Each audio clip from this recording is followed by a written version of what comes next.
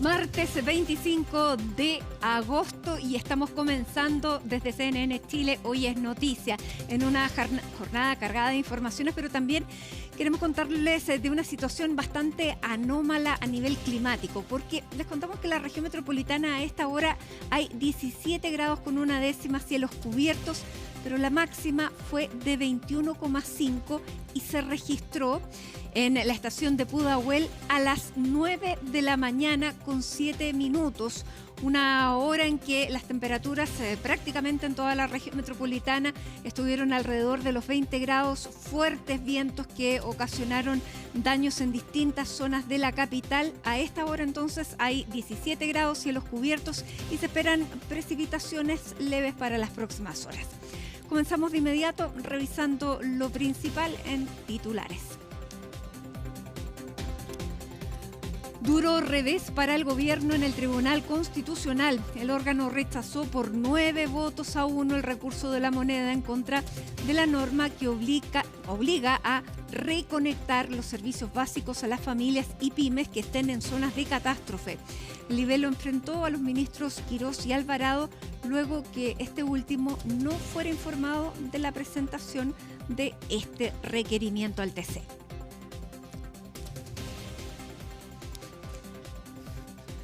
El presidente José Antonio Kast salió a defender su agenda de seguridad e hizo un llamado a actuar con patriotismo y a mirar el bienestar de Chile para que el concepto de seguridad pública quede incluido en la Constitución. La timonel del Senado, en tanto, valoró que se le quite la urgencia a esta iniciativa, aunque otras voces piden incluso el retiro del proyecto.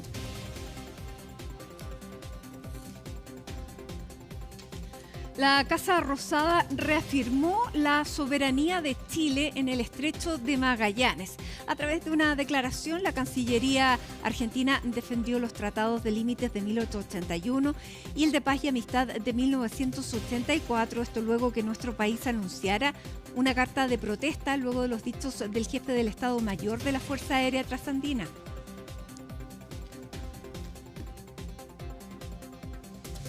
Dolly Parton, reina de la música country y activista humanitaria, murió a los 80 años. La noticia fue confirmada por su familia, la que aseguró que la artista falleció en su casa en Nashville. Y en el deporte, José María Blubasic dejó su cargo como gerente deportivo en Cruzados. Tras la dura eliminación de Universidad Católica de Copa Libertadores, el exportero deja en las vitrinas de San Carlos de Apoquindo 12 títulos y ventas de jugadores por $35 millones.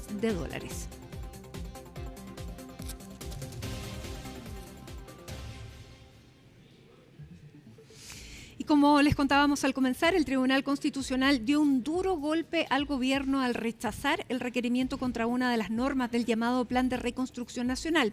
Aquí está Colomba Eichholz para contarnos todos los detalles de, además, una resolución del Tribunal Constitucional que fue 9-1, tal como el ministro Alvarado había previsto que iba a ocurrir. ¿Cómo estás? Muy buenas tardes, Mati. Así es, el viceministro del Interior y de la CGGO, Claudio Alvarado, como tú decías, había hecho saber, por lo menos en la interna, las aprehensiones que tenía respecto de la presentación de este requerimiento, que de hecho se hace efectivo en el Tribunal Constitucional. Se presenta el pasado 8 de agosto, eso fue un sábado. Luego el lunes el viceministro había dado una vocería donde no informa sobre la presentación de este requerimiento, y ya con el pasar de la semana supimos de este requerimiento porque de hecho lo confirmó el ministro de Hacienda, Jorge Quirós, y en ese momento también se había desatado una polémica por la descoordinación del gabinete, ¿no es cierto? Vimos molesto también al ministro Claudio Alvarado, quien, recordemos, Mati, también, como decía, de manera privada había mostrado aprehensiones de la presentación de este requerimiento. Fue muy certero porque dio exactamente la votación, 9-1, sí. Dijo, vamos a perder 9-1. Efectivamente, vamos a perder 9-1, que significa que es una resolución categórica. No se saben todavía los argumentos de por qué se toma la decisión de declarar constitucional el artículo 31 del Plan de Reconstrucción Nacional, que a modo de contexto también tiene que ver con una norma, de hecho, que impulsó la diputada Sofía González en la sala de la Cámara de Diputados. La repuso, de hecho, porque había sido rechazada en la Comisión de Hacienda en primera instancia. Avanza en el Congreso y luego, de hecho, el propio ministro de Hacienda, Jorge Quirós, había hecho reserva de constitucionalidad con lo que tiene que ver con este artículo 31, que obliga a las empresas distribuidoras de servicios básicos a reponer, valga la redundancia, los servicios básicos en zonas de catástrofe gratuitamente y de hecho estableciendo también un plazo, de hecho, para pequeñas, medianas y microempresas, 48 horas para los suministros eléctricos, también para los domicilios y de gas, y 24 horas para el agua potable y el alcantarillado. O sea, es una norma, un artículo bastante detallado de buscar reponer de manera gratuita estos servicios, pero también establece los plazos. Y eso justamente es lo que había impugnado el gobierno a través de este requerimiento que se presenta a comienzos de agosto y que hoy termina revisando el Tribunal Constitucional en una audiencia, Mati, con el Pleno, con los 10 ministros del Tribunal Constitucional, donde se escucharon los argumentos del abogado requirente, es decir, el representante del gobierno en esta causa, el abogado constitucionalista Joaquín Palma, quien expuso por qué el gobierno considera que esta norma debía ser declarada inconstitucional en primera instancia, y lo habíamos conocido, el gobierno en el propio requerimiento señala que es un artículo, el artículo 31, que no tiene que ver con las ideas matrices del Plan de Reconstrucción Nacional. El Plan de Reconstrucción, en su mensaje, de hecho, tenía dos objetivos. Uno, la reconstrucción de Ñuble, Biobío, Valparaíso, y por otro lado, la reactivación económica. Según el gobierno, entonces, hay una inconstitucionalidad porque no se respeta el artículo 69 de la Constitución sobre las ideas matrices de un proyecto. Ahora, no sabemos por qué finalmente se toma esta decisión. Sí conocemos, por ejemplo, en el comunicado que el Pleno del Tribunal Constitucional acordó rechazar por 9 votos en contra a 1 el requerimiento presentado por el presidente de la República, el señor José Antonio Kast, respecto del artículo 31 del proyecto de ley para la reconstrucción nacional. Porque es importante también conocer este comunicado, porque como yo decía, Mati, se sabe efectivamente la resolución, el veredicto, ¿no es cierto? Pero todavía resta saber la sentencia. Aquí, los argumentos del Tribunal Constitucional para, ¿no es cierto?, dar como constitucional el artículo 31. Eso podría tener una demora de aproximadamente 3 semanas, 10 días, dependiendo ahí, obviamente, del Pleno del Tribunal Constitucional, que eso obviamente también va a fijar la atención de los mismos abogados constitucionalistas, en este caso del abogado que representó al gobierno, Joaquín Palma, para conocer por qué finalmente el tribunal toma esa decisión. Ahora, lo cierto es que esto significa, en lo básico, ¿no es cierto?, en simple, que el artículo 31 va a estar en el Plan de Reconstrucción Nacional. Y que las empresas van a tener que reponer los servicios en las zonas de catástrofe sin costo. Sin costo, efectivamente. Y con este plazo de 24 horas, 48 horas, dependiendo el servicio básico, que de hecho Joaquín Palma, el abogado requiriente, hoy día en esta audiencia de alegatos se daba a conocer los argumentos, no solamente porque no tiene que ver con las ideas matrices del artículo 31, según el gobierno, sino, por ejemplo, también por riesgos de vida. Algo que señalaba, por ejemplo, el abogado constitucionalista es que los cuadrilleros, al ir a reponer esos servicios básicos, porque obviamente se establece un plazo de 24 horas, 48 horas, incluso pueden poner en riesgo su vida, porque si estamos hablando de, por ejemplo, Mati, aluviones temporales, si se va a reponer el servicio eléctrico, eso obviamente puede generar un cortocircuito y puede pero generar mal argumento, porque exactamente las empresas toman sus precauciones. Era bastante poco defendible desde el punto de vista ciudadano también un derecho de las personas en zonas de catástrofe fallar en contra o oponerse a algo que los iba a beneficiar para darle una oportunidad más a las empresas. Claro, pero también desde el argumento del gobierno, y lo señalan también en el mismo requerimiento que presentaron, se establece que, o se argumenta en contra, porque el artículo 31 dice vamos a reponer los servicios básicos, efectivamente, a las micro, pequeñas, medianas empresas, también a los residentes de las zonas de catástrofe, pese a que no hayan pagado estos servicios básicos, es decir, previo y durante la zona, ¿no es cierto?, el estado de catástrofe se les va a reponer ese servicio. Y eso decía también el gobierno, hoy día lo decía el abogado requiriente, finalmente también abre un vacío respecto del no pago, es decir, una zona de catástrofe puede tener una duración de hasta 12 meses. Entonces, para las empresas también, ¿no es cierto?, es una pérdida que una persona, por razones obviamente entendibles, no pueda pagar ese servicio por 12 meses, genera también un perjuicio para la propia empresa de servicios básicos. Eso era un argumento del gobierno. Ahora, como tú bien dices, Mati, también efectivamente lo que se señala desde la oposición es, en primer lugar, si estamos hablando de reconstrucción, del Plan de Reconstrucción Nacional, obviamente en la reconstrucción cabe lo que es la reposición de servicios básicos. En zonas de catástrofe, además. Efectivamente, tiene relación, según la oposición, con la idea matriz del plan de reconstrucción. Y por otro lado, también señalan que es algo básico, es un derecho finalmente de la ciudadanía poder tener los servicios básicos de gas, de agua potable, también de electricidad, más aún si no están disponibles para poder pagar, dado que están en medio de una situación de catástrofe, ya sea por una catástrofe climática, un sismo de gran magnitud, por ejemplo. Incendio.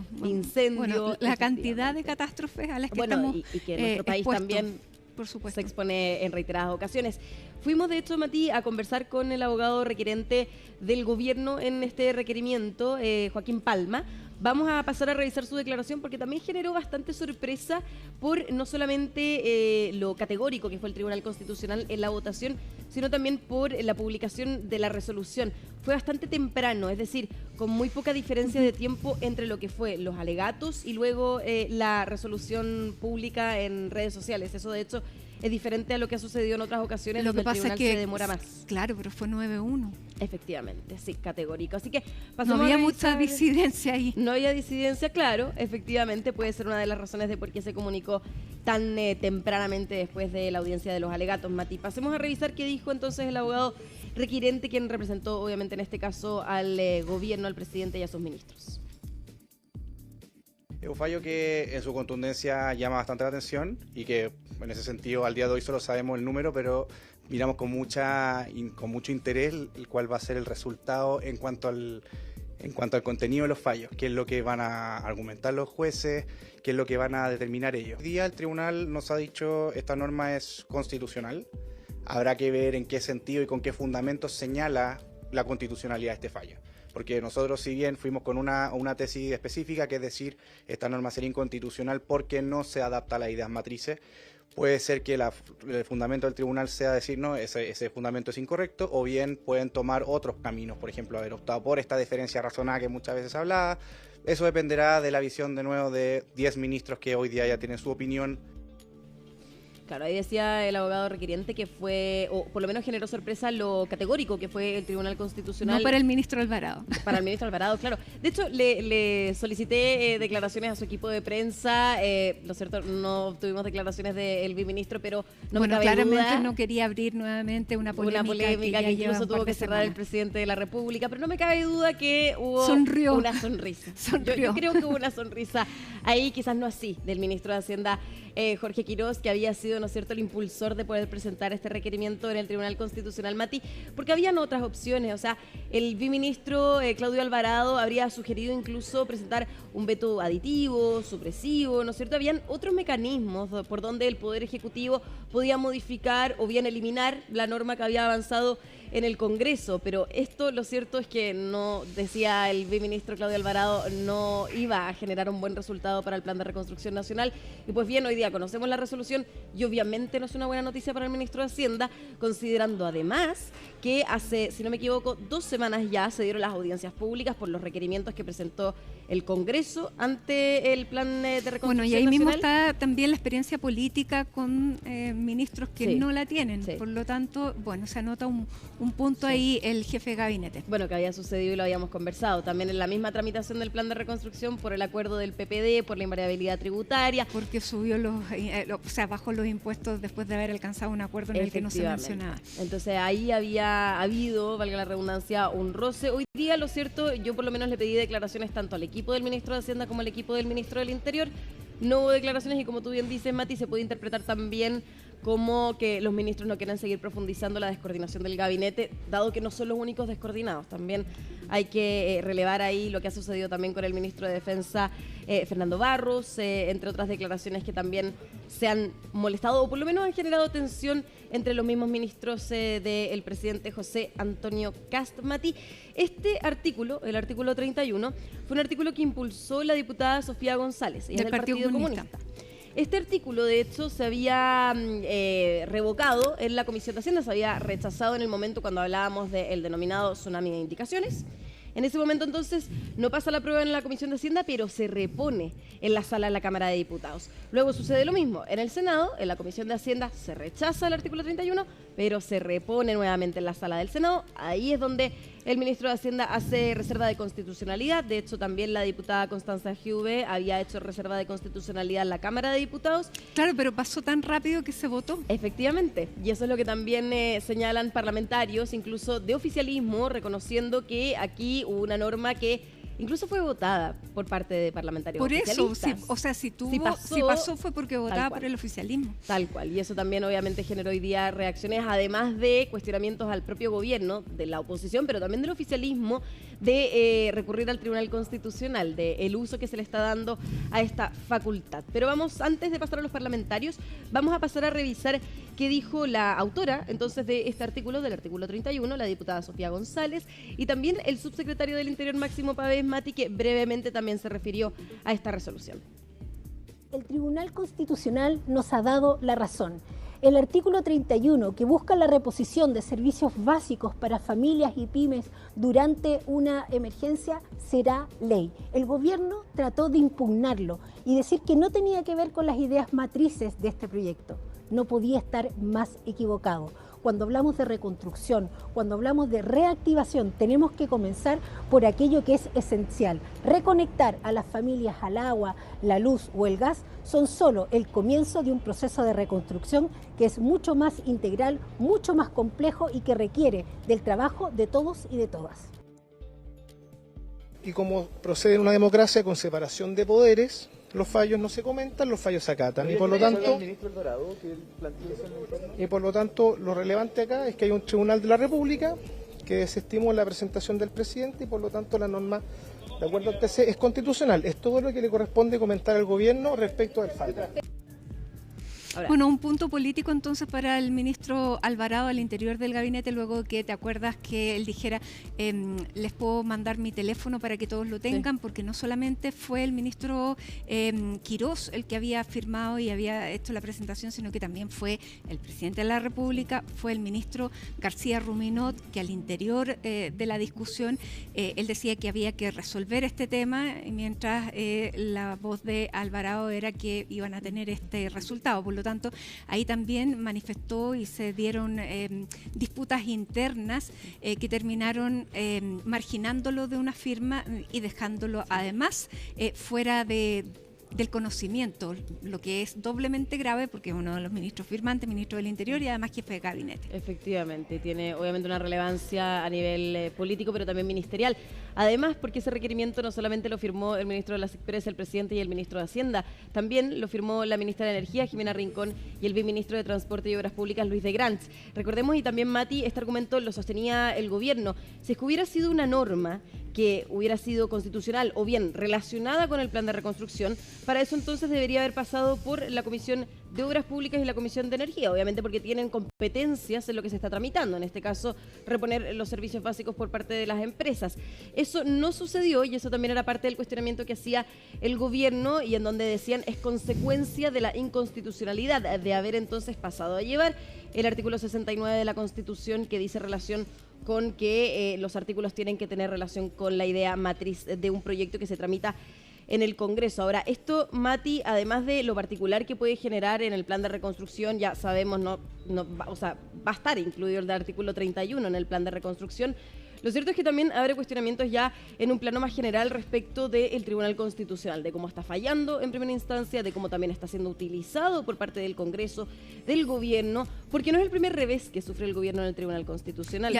Pero este fue contundente, por lo tanto ahí no cabe en ambigüedad de decir que esto es un fallo político, que por un voto... Para nada, pero sí respecto de el uso que le podría dar el gobierno en un futuro, por ejemplo. Bueno, todos los gobiernos argumentan lo mismo cuando el fallo, claro, es adverso a su posición. Claro, había sido menos categórico, es verdad eso, había sido menos categórico en los requerimientos que había presentado el gobierno, porque ahí, claro, había declarado inconstitucional, por ejemplo, la norma sobre la resolución de calificación ambiental que posteriormente se ha revocado por un tribunal ambiental y por eso el Estado tenga que indemnizar. Escuelas protegidas. Escuelas protegidas también. Claro, parcialmente inconstitucional ahí con lo que tiene que ver con la invariabilidad tributaria, pero el gobierno, lo cierto, no es la primera polémica, no es el primer revés que enfrenta por parte de una resolución del Tribunal Constitucional y eso es lo que también hoy día se instaló en el debate entre los parlamentarios. De hecho, hablábamos más temprano con el diputado Jaime Baza, quien también es abogado constitucionalista, entonces va siguiendo estos temas, pero también hablamos con la jefa de Ahora, bancada. acuérdate que en la convención querían eliminar el Tribunal Constitucional. Bueno, y hoy día Por mayor eso, relevancia, yo exactamente. diría, no se le O puede sea, por dar. eso que cada posición Sí, defiende efectivamente. sus intereses. Ya. Efectivamente, pero sobre esto, de todas maneras, obviamente siempre hay un aprovechamiento político Por respecto cierto. de lo que diga el Tribunal Constitucional y obviamente al conocer la resolución, por lo menos en la oposición, habían diversos parlamentarios dispuestos a conversar, a dar declaraciones sobre ese tema, no así en el oficialismo, obviamente, en donde solamente se refirió el secretario general de la UDI, pero también la jefa de bancada del gremialismo, la diputada Flor Weiss. Así que pasemos a revisar esas declaraciones, Mati. Esto demuestra que estamos frente a una democracia sólida en donde las instituciones funcionan. Respecto al fondo, no queda más que respetar el fallo, pero sí me parece que en ocasiones futuras se debe hacer un examen más riguroso para estudiar las posibilidades de éxito frente a presentaciones al Tribunal Constitucional. El presidente tiene que entender que debe gobernar dentro de los límites que establece la Constitución. No intentar forzarla cada vez que una decisión democrática no coincide con sus intereses. Lo hemos dicho previamente, este gobierno está tensionando permanentemente nuestra institucionalidad y hoy día el propio Tribunal Constitucional le puso freno. Presidente, Chile no necesita autoritarismo y tampoco un gobierno que pretenda gobernar sin contrapesos. Necesita democracia y respeto por sus instituciones. Ya, ahora con las declaraciones, ya ahora con la resolución del Tribunal Constitucional, obviamente hay interés en saber cuáles van a ser los argumentos que se van a conocer posteriormente por parte del Pleno del Tribunal Constitucional.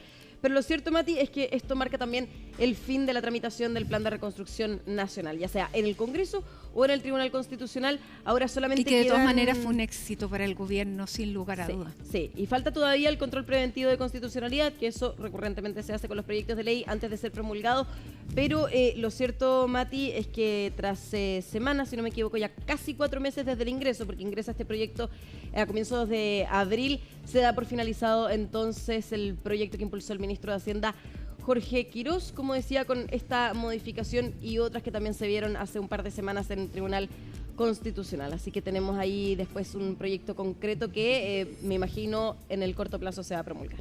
Bien, Colomba, muchísimas gracias. Ahí, como tú decías, hoy día debe haber sido un día feliz para el ministro Alvarado. Que estés muy bien. Igualmente, Mati. Y seguimos avanzando con otro de los temas polémicos porque el presidente José Antonio Kast defendió nuevamente la reforma de seguridad que impulsa el gobierno en materia constitucional luego de las voces transversales que piden cambios a la iniciativa. Incluso piden que el Ejecutivo retire el proyecto de la tramitación del Senado. Fue, por ejemplo, lo que pedía el día de ayer el alcalde de la UDI, Jaime Belolio, quien calificó este proyecto como lamentable. Francisca Cárdenas está aquí con nosotros, nos va a entregar más información. La senadora Paulina Núñez decía que no va a contar ni con los votos del oficialismo el estado de excepción. ¿Qué está pasando? ¿Qué tal, Mati? ¿Cómo estás? Muy buenas tardes. Y veíamos críticas muy duras durante el fin de semana, la semana pasada, en cuanto a la discusión y que se aproxima además el inicio de la tramitación la próxima semana de esta reforma de seguridad constitucional.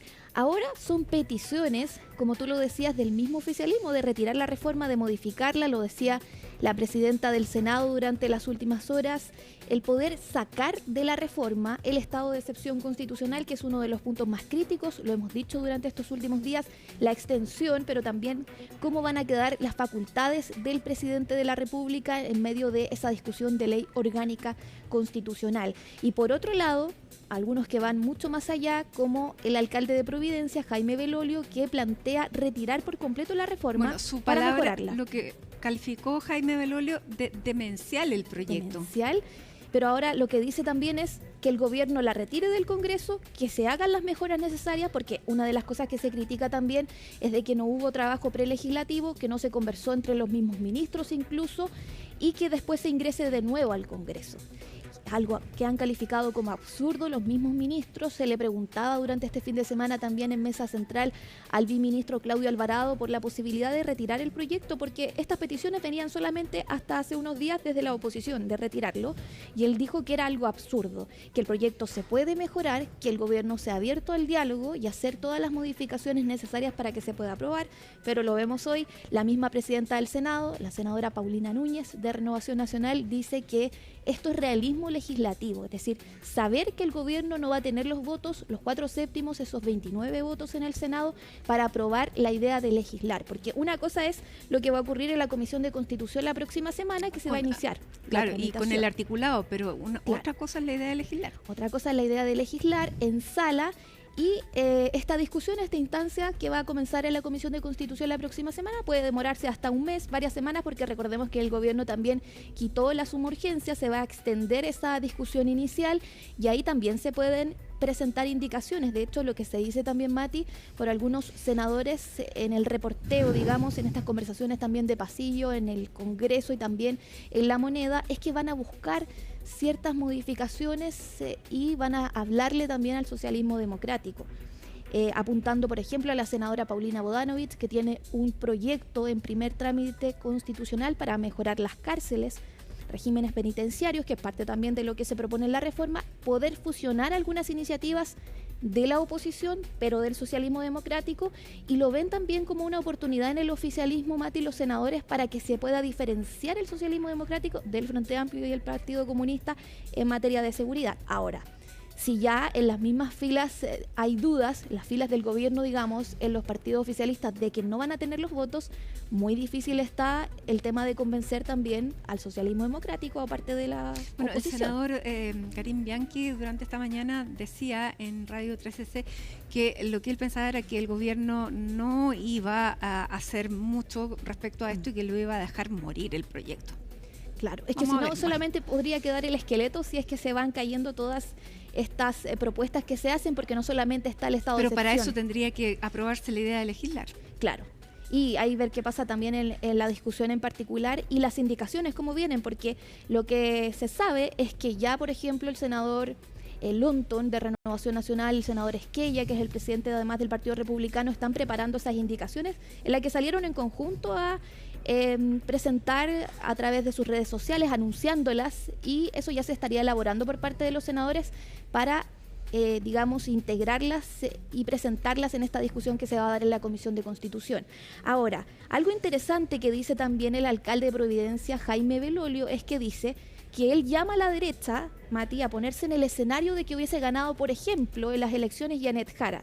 ¿Qué pasaría si ella hubiese propuesto un estado de excepción de 240 días? Él no está de acuerdo, dice, que llama a su propio sector a analizar ese escenario, no solamente si hubiese pasado, sino que en el futuro, de quién pueda gobernar en el futuro. Nadie lo con sabe. Esas herramientas, claro, con ese tipo de facultades presidenciales. Así que te invito a que escuchemos qué dijo hoy, porque justamente el presidente José Antonio Kast estuvo durante esta mañana entregando vehículos a la Policía de Investigaciones, volvió a respaldar su reforma, por supuesto, y también diciendo que espera que exista patriotismo en torno a que todos estén detrás del bienestar en materia de seguridad. Así que escuchemos también lo que dijo el presidente.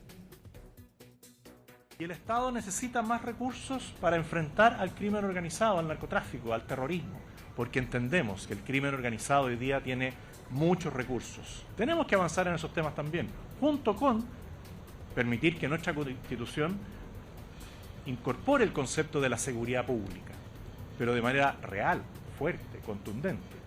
Y eso no quiere decir que queramos pasar a llevar algún derecho fundamental de las personas. Estoy seguro que el patriotismo hará que todos miremos el bienestar de Chile y todos nos unamos en torno al combate al crimen organizado, con lo que sea necesario para habilitar la seguridad pública en nuestra Constitución.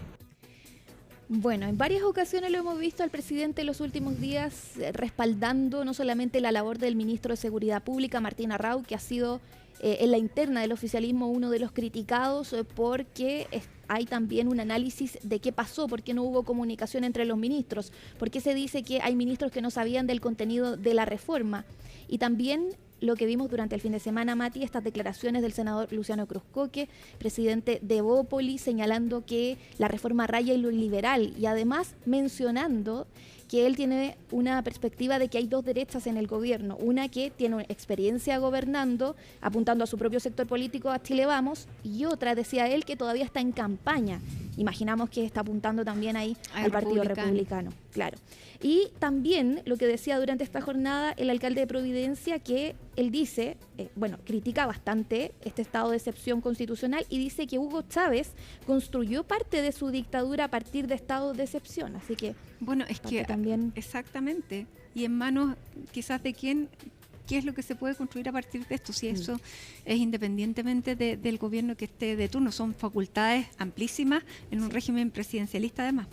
Sí, y por eso también desde la UDI y varios parlamentarios pidieron, Mati, poder acotarlo, pero quedaría muy diferente al que propuso el gobierno, que recordemos son hasta 8 meses sin pasar por el Congreso, lo que piden algunos parlamentarios y que son parte de las indicaciones que vienen también y las modificaciones que se van a intentar hacer es que sea 30 días, prorrogable a 30 días, como opera el estado de excepción de emergencia. Así que pasemos a escuchar también qué dijo durante esta jornada la presidenta del Senado y también otros senadores que ya han dicho que van a rechazar la reforma. Si el estado de excepción se plantea como hoy día lo conocemos en el texto, difícilmente vamos a poder tener los votos incluso para poder aprobar la idea de legislar y de esa manera empezar a discutir en particular el proyecto. Y ese realismo legislativo responde hoy día a no solo lo que ocurre eventualmente desde la oposición, siempre pensando en el ánimo de construir consenso y tener más votos que el oficialismo, sino que también con lo que está pasando en nuestras propias filas. Tenemos que dar certeza y por lo tanto me parece una buena medida que el Ejecutivo le quite la urgencia para que el proyecto pueda ser debatido, pueda ser socializado y podamos saber hasta dónde podemos eventualmente llegar. Pero me parece aún más que es el Senado el que tiene la responsabilidad de entregar certeza. Es el Senado el que tiene que organizarse rápidamente, dado que como colegislador ejecutivo al parecer nos está ayudando mucho. No es necesario una nueva constitución para que el Estado asuma hoy día las facultades que tiene para perseguir el crimen organizado, el narcotráfico, el terrorismo. Acá hay un tema de gestión, el gobierno tiene que determinar, ojalá que hubiese existido más coordinación con las empresas. José García Ruminot es un ministro que tiene mucha experiencia, fue presidente del Senado, yo creo que es bueno empoderarlo en los temas legislativos a él. Mantengo mi postura de rechazar la idea de legislar esta reforma constitucional como se ha planteado y concentrarnos de lleno en una agenda legislativa en la que estamos de acuerdo y que considero que es mucho más eficaz para perseguir la delincuencia, el crimen organizado, el terrorismo y el narcotráfico. Claro, ahí las declaraciones del senador Walker, quien además se reunió durante esta jornada, Matilde, con el ministro de Seguridad Pública, quien está teniendo hartas reuniones con parlamentarios. De hecho, se hablaba en el diario La Tercera durante las últimas horas que podía incluso trasladarse su oficina al Palacio de la Moneda. Como estuvo originalmente, así partió. Sí, y por estas mismas también reuniones con los ministros también, el ministro Claudio Alvarado, que tiene un rol más activo también ahora en toda esta discusión con los parlamentarios. Ayer estuvieron en un almuerzo también en el Palacio de la Moneda. No hubo comité político, pero sí una reunión enfocada principalmente en la reforma de seguridad con los partidos oficialistas. Estuvieron los partidos de Chile Vamos y el Partido Republicano, pero no estuvo en la discusión el Partido Nacional Libertario, que recordemos que además desde ese sector han condicionado sus votos también a los indultos, así que hay otro tema también. No lo condicionaron.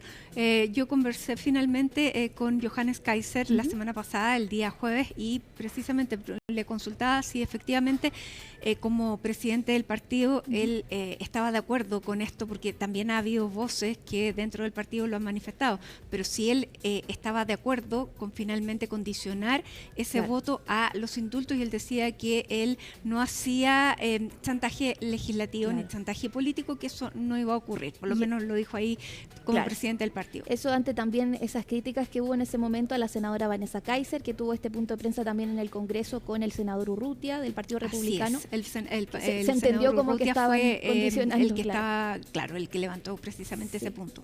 Hay otras declaraciones también, Mati, con respecto, te comentaba que ha habido reuniones también del ministro en el Palacio de la Moneda, con los otros ministros también, pero también hubo otras críticas durante esta jornada, por ejemplo, del alcalde Mario Desbordes, quien criticó a Chile Vamos por pedir, por ejemplo, a raíz de estas declaraciones del alcalde de Providencia, retirar el proyecto. Porque una cosa es retirarlo, mejorarlo y volver a ingresarlo, que es parte de lo que se pide por el alcalde, que insta al gobierno a eso, y otro es lo que dice la idea de la presidenta del Senado, que es retirar específicamente el estado de excepción, porque ella dice, así como está, no se va a aprobar la idea de legislar y ni siquiera puede que estén los votos oficialistas. Es por eso que ella dice, eso es realismo legislativo, sacar el estado de excepción y poder ir votando los otros elementos de la reforma para después poder mejorar ese estado de excepción que se plantea por parte del gobierno. Así que pasemos a escuchar también otras reacciones, en este caso los alcaldes que estuvieron durante esta jornada también reaccionando a la reforma. La gente ya está en la noche con reclusión absoluta, ya vive en una suerte de estado de sitio en donde hay un grupo que está armado hasta los dientes, que no los deja vivir en paz, que no los deja circular en el día, en la noche. A mí me vengan con que vamos a perder libertades cuando esa discusión se da desde un cafecito por allá arriba. Me parece que también es muy complejo. Que las críticas las transformen en propuestas de modificación para que el proyecto salga, pero avance. Pero de ahí a pedir que se retire me parece que es un error tremendo, desafortunadas declaraciones, y luego, si se rechaza la idea de legislar y concurren a ese rechazo votos de Chile Vamos, para mí sería una vergüenza. No hay ninguna duda de que hoy día enfrentamos una amenaza del crimen organizado que no teníamos antes y nuestras herramientas no están actualizadas para ello. Sin embargo, eso no significa que cualquier herramienta sea buena. Yo creo en la libertad individual, me declaro como un liberal clásico y por lo mismo creo que un Estado tiene que tener pesos y contrapesos.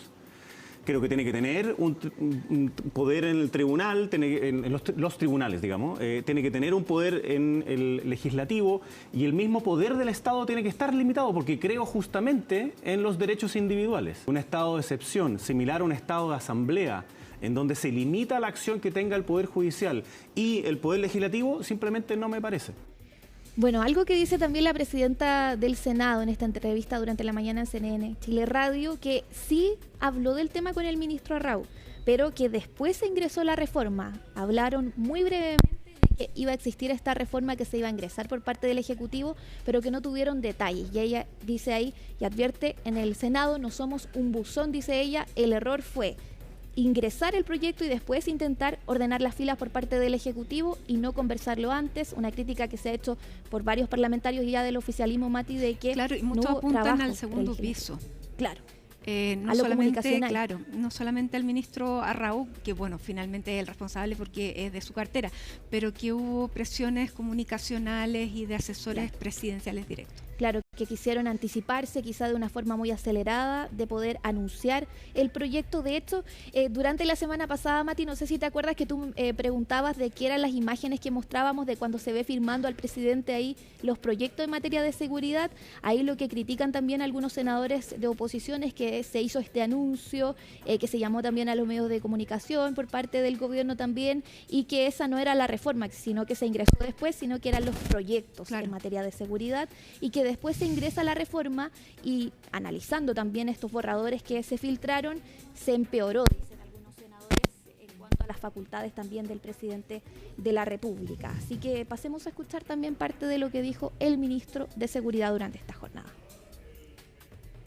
Hemos ido aunando voluntades, por supuesto con apertura a no ponerle discusión inmediata, darle tiempo para que podamos tener más espacio de conversación.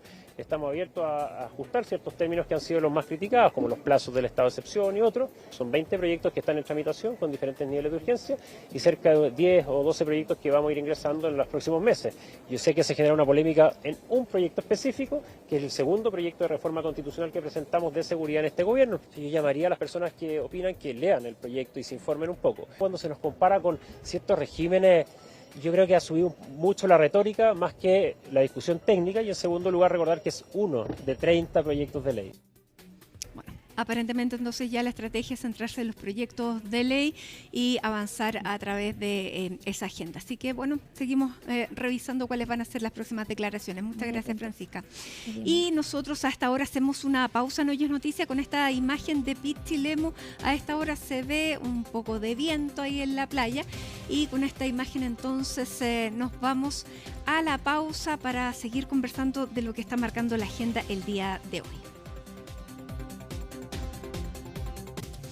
Y ya estamos de regreso en Hoy es Noticia y vamos a abordar las declaraciones del segundo hombre de las Fuerzas Armadas Argentinas, quien en un podcast en Argentina declaró hace algunos días atrás de que había que ejercer soberanía sobre el estrecho de Magallanes, sobre el paso Drake y sobre todo el sur del territorio. Bueno, ¿qué dijo hoy día la Cancillería de Argentina? Que ellos se atenían a el Tratado de 1881 y también al Tratado de Paz y Amistad de 1984. Y aquí está entonces Sebastián Riz para revisar declaraciones que fueron polémicas de esta también comunicado de la Cancillería Argentina, que no sé si deja satisfechas a las autoridades finalmente, y lo que ha hecho el gobierno chileno. ¿Cómo estás? ¿Cómo estás, Mati? ¿Todo bien? Claro, soberanía y presencia. Eso es lo que fue parte de lo que dijo entonces este alto mando de la Fuerza Aérea de Argentina, refiriéndose todo esto al estrecho de Magallanes. Lo comentaba en un podcast justamente de Argentina llamado La Fábrica del Podcast, en donde conversaron de varios temas. Uno de ellos fue justamente el tema de Magallanes, en donde decía que Argentina tenía soberanía respecto al estrecho de Magallanes, algo que no es nuevo y un debate que no es nuevo en nuestro país. De hecho, ya desde el 2021 hay cartas de protesta por parte de Cancillería a la embajada, a el país trasandino, también en abril de este año, con toda la polémica que también llegó a la ex ministra secretaria general de gobierno Mara Cedini. ¿Qué es lo que decía entonces? Y lo que está en juego acá es la interpretación de lo que tú hacías alusión. Los dos tratados firmados por ambos países, uno en 1881 y después ratificado en 1984, en donde define los límites justamente de los límite del estrecho Magallanes y que es íntegramente de soberanía chilena. Lo que pasa y lo que ocurre acá es que todo el estrecho Magallanes de norte a sur y todo de arriba hacia abajo es íntegramente de soberanía nacional. Lo que ocurre es que hay un límite, que eso llega hasta el Océano Atlántico y más allá del Océano Atlántico es soberanía trasandina. Esa es la confusión y esa es parte de la interpretación, pero el tratado es categórico en decir que todo lo que pase por el estrecho de Magallanes, todo lo que ocurra por el estrecho de Magallanes corresponde al gobierno de Chile. Bueno, estas declaraciones de este alto mando de la Fuerza Aérea Trasandina, como tú decías, tuvo reacciones parlamentarias también por parte del gobierno. De hecho, el ministro de Relaciones Exteriores, Francisco Pérez Maquena, tuvo que interrumpir su travesía por el sudeste asiático para emitir esta declaración a través de video y después a través de una carta de protesta por parte de la Cancillería al gobierno de el gobierno argentino tras estas declaraciones de este alto mando de las Fuerzas Aéreas. Una declaración que tuvo respuesta después por parte del gobierno argentino a través de un comunicado y que también tuvo también unas declaraciones por parte del presidente José Antonio Kast, que daba por superado justamente esta polémica que más adelante vamos a escuchar. Pero escuchemos primero, para el contexto de toda esta noticia, lo que dijo ayer esta persona, este alto mando de la Fuerza Aérea Argentina respecto al estrecho de Magallanes. Claro, Gustavo Velarde. Y lo otro que tenemos muy importante, como dijeron ustedes, Magallanes, el sur, el Drake, todo eso es soberanía. Hay que mantener ahí, hay que hacer presencia, porque eso es una llave bioceánica, Atlántico-Pacífico, y como te digo, eso te puede alertar un montón de cosas. La Armada tiene puestos ahí que monitorea cuando se hacen los pasajes de buques del Atlántico al Pacífico.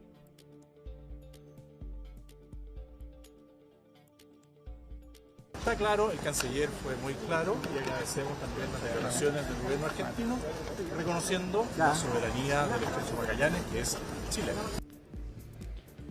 Claro, hay breves declaraciones del presidente José Antonio Kast en el Palacio de la Moneda, en donde se puede entender que da por superado un poco esta polémica, pero desde el mundo parlamentario también de ex figuras que estuvieron en el Ministerio de Relaciones Exteriores, que también estuvieron en la Embajada de Argentina, califican como importantes estas declaraciones y de alto riesgo, porque no es la primera. De hecho, te lo mencionaba anteriormente, en abril hubo una declaración, si ahora estamos hablando de una declaración de un alto mando de la Fuerza Aérea, en abril fue una declaración de un alto mando de la la Armada de Argentina, también haciendo referencia y diciendo que el estrecho, que la boca del estrecho Magallanes era de soberanía argentina. De la boca para afuera, porque podemos ver un mapa que tenemos para hacer referencias precisamente para que veamos de qué se trata lo que dicen ambos tratados y qué es lo que efectivamente es de soberanía chilena. Vamos a revisar entonces si tenemos, ahí está.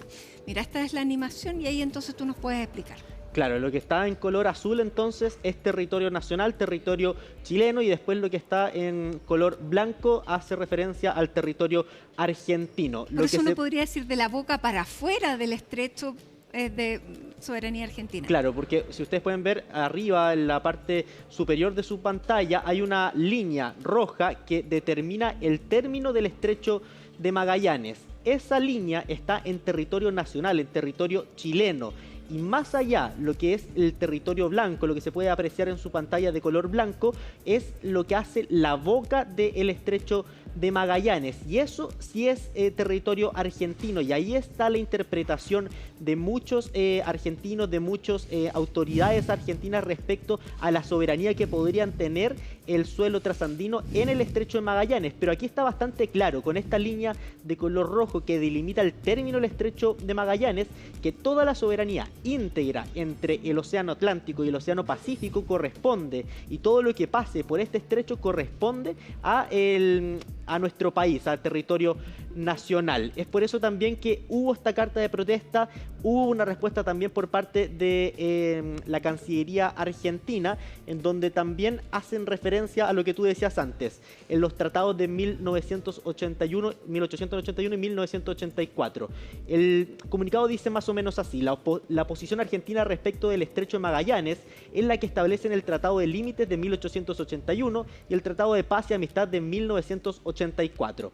Reafirmamos el valor estratégico de la cooperación con Chile. Nuestros países se reconocen mutuamente sus derechos antárticos y coadministran en zonas especialmente protegidas. Ya, pero ahí no hay ningún reconocimiento explícito a que la soberanía del estrecho es chilena. Claro, y eso es parte también de lo que decía, por ejemplo, el ex embajador de Argentina, de nuestro país, que no hay todavía una declaración por parte del gobierno argentino diciendo explícitamente categóricamente que toda la integridad del estrecho de Magallanes corresponde a soberanía chilena. Lo que ellos dicen es que se rigen y establecen bajo estos decretos firmados en 1881 y 1984, que en teoría y bajo todas las interpretaciones de los expertos dice textualmente que la soberanía de todo el estrecho corresponde a Chile. Por eso es que llama la atención estas dos declaraciones que hubieron este año de distintas autoridades del ejército y altos mandos del ejército argentino respecto a este espacio sumamente estratégico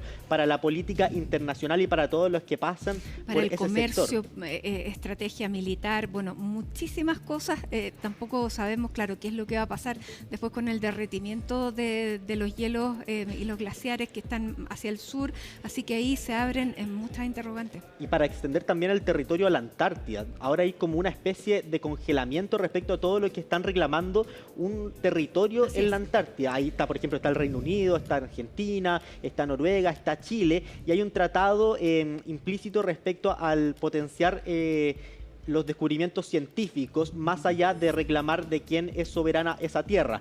Pero este estrecho de Magallanes, evidentemente, podría ser un trampolín para poder llegar a la Antártida. De hecho, y para poder llegar al Pacífico, que es claramente también lo más peligroso.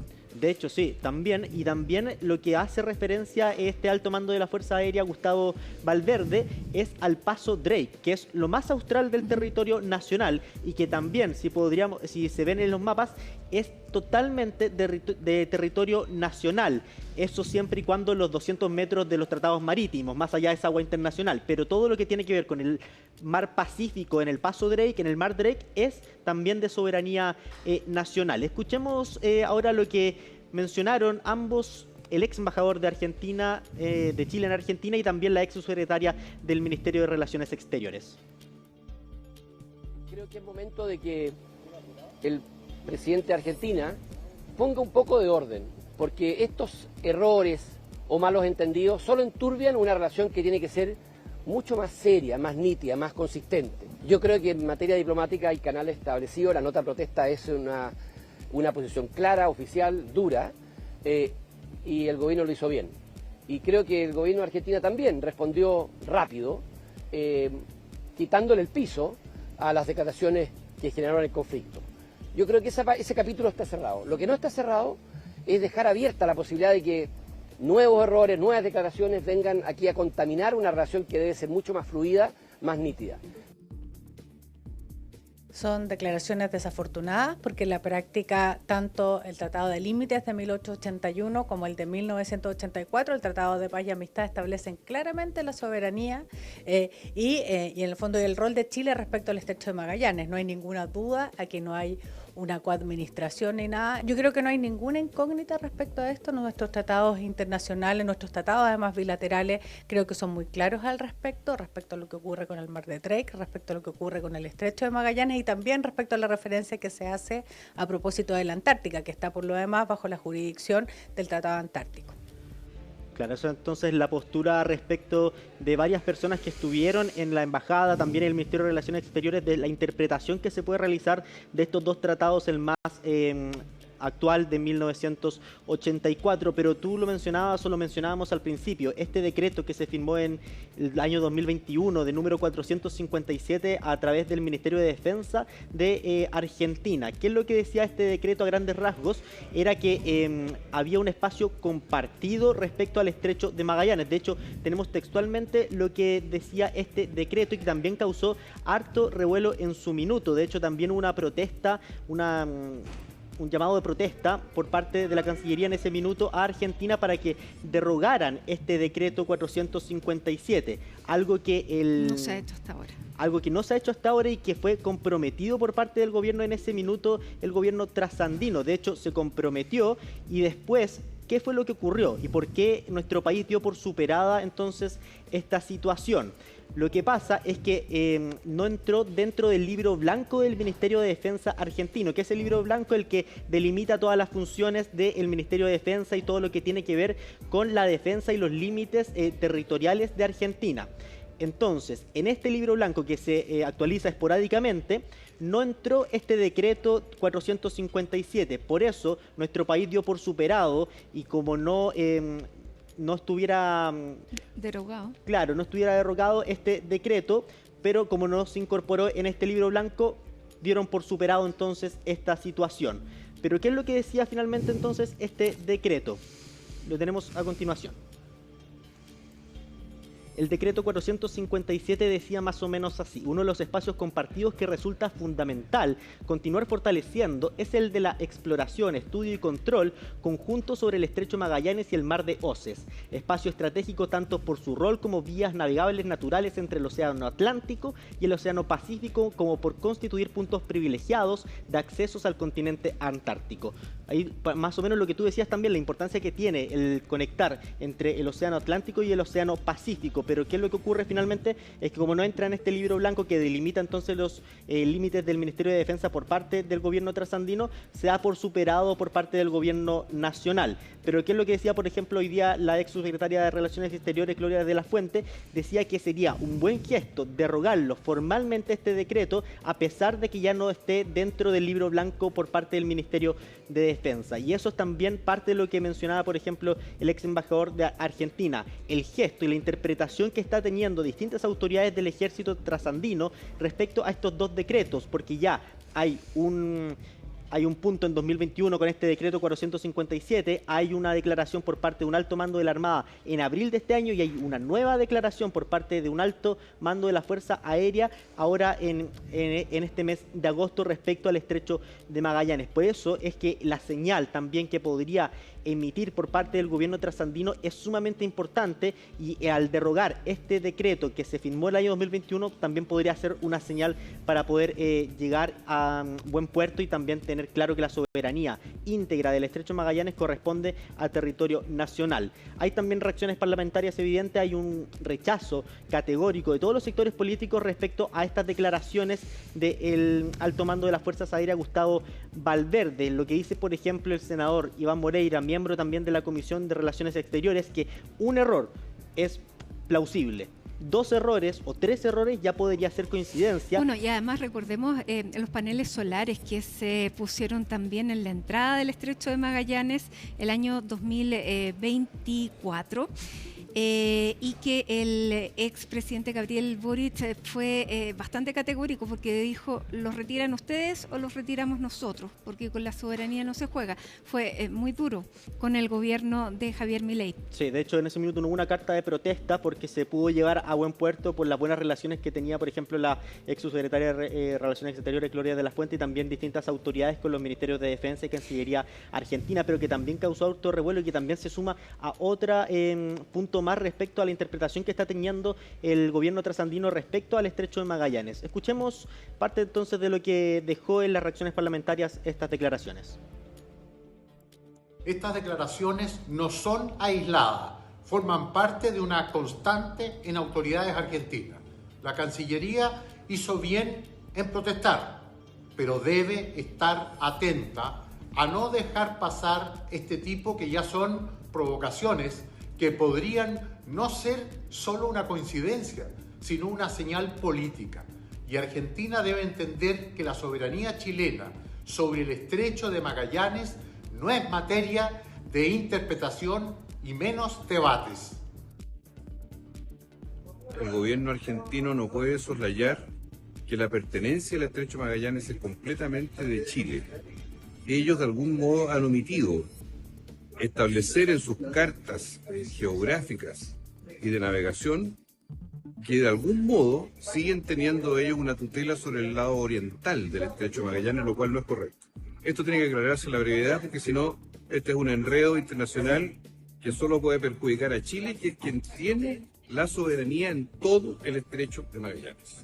Claro, el lado oriental es lo que hacíamos y mostrábamos en el mapa, que es justo el límite del Estrecho de Magallanes, que está en todo esto inserto en el decreto, en el tratado de 1984, y lo que después está allá es la boca, y ese es lo que dicen que es territorio argentino, y evidentemente es territorio argentino, pero ya el límite del Estrecho de Magallanes y todo lo que circule por ahí es... O sea, lo de la boca para afuera, porque la boca es chilena. Claro, la boca es chilena, pero la boca hacia afuera es... De los labios para afuera, tendríamos que decir. De los labios hacia afuera, y de boca hacia adentro es territorio nacional. Así es. Y fíjate que hay una situación más curiosa que es anterior en esto de las ideas que empiezan a ponerse sobre la mesa.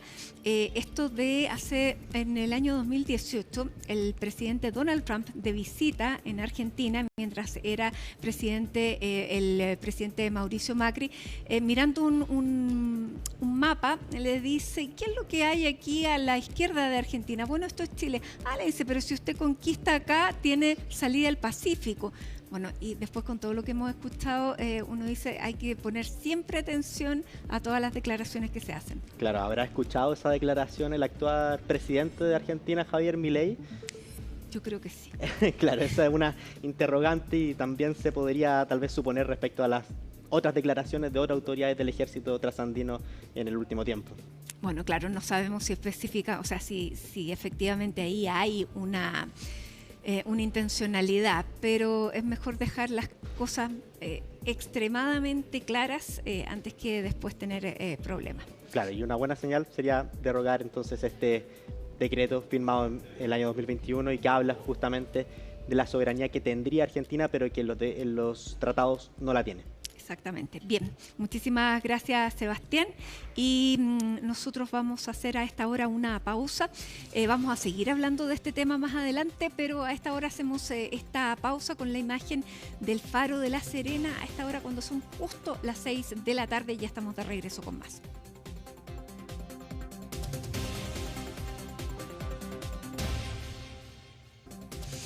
Y a esta hora volvemos con temas judiciales, porque hasta el viernes se amplió la detención del funcionario del Poder Judicial que fue detenido por presuntas filtraciones a una organización criminal. Juan Cristóbal Cható nos va a contar más detalles. Hola, Juan Cristóbal.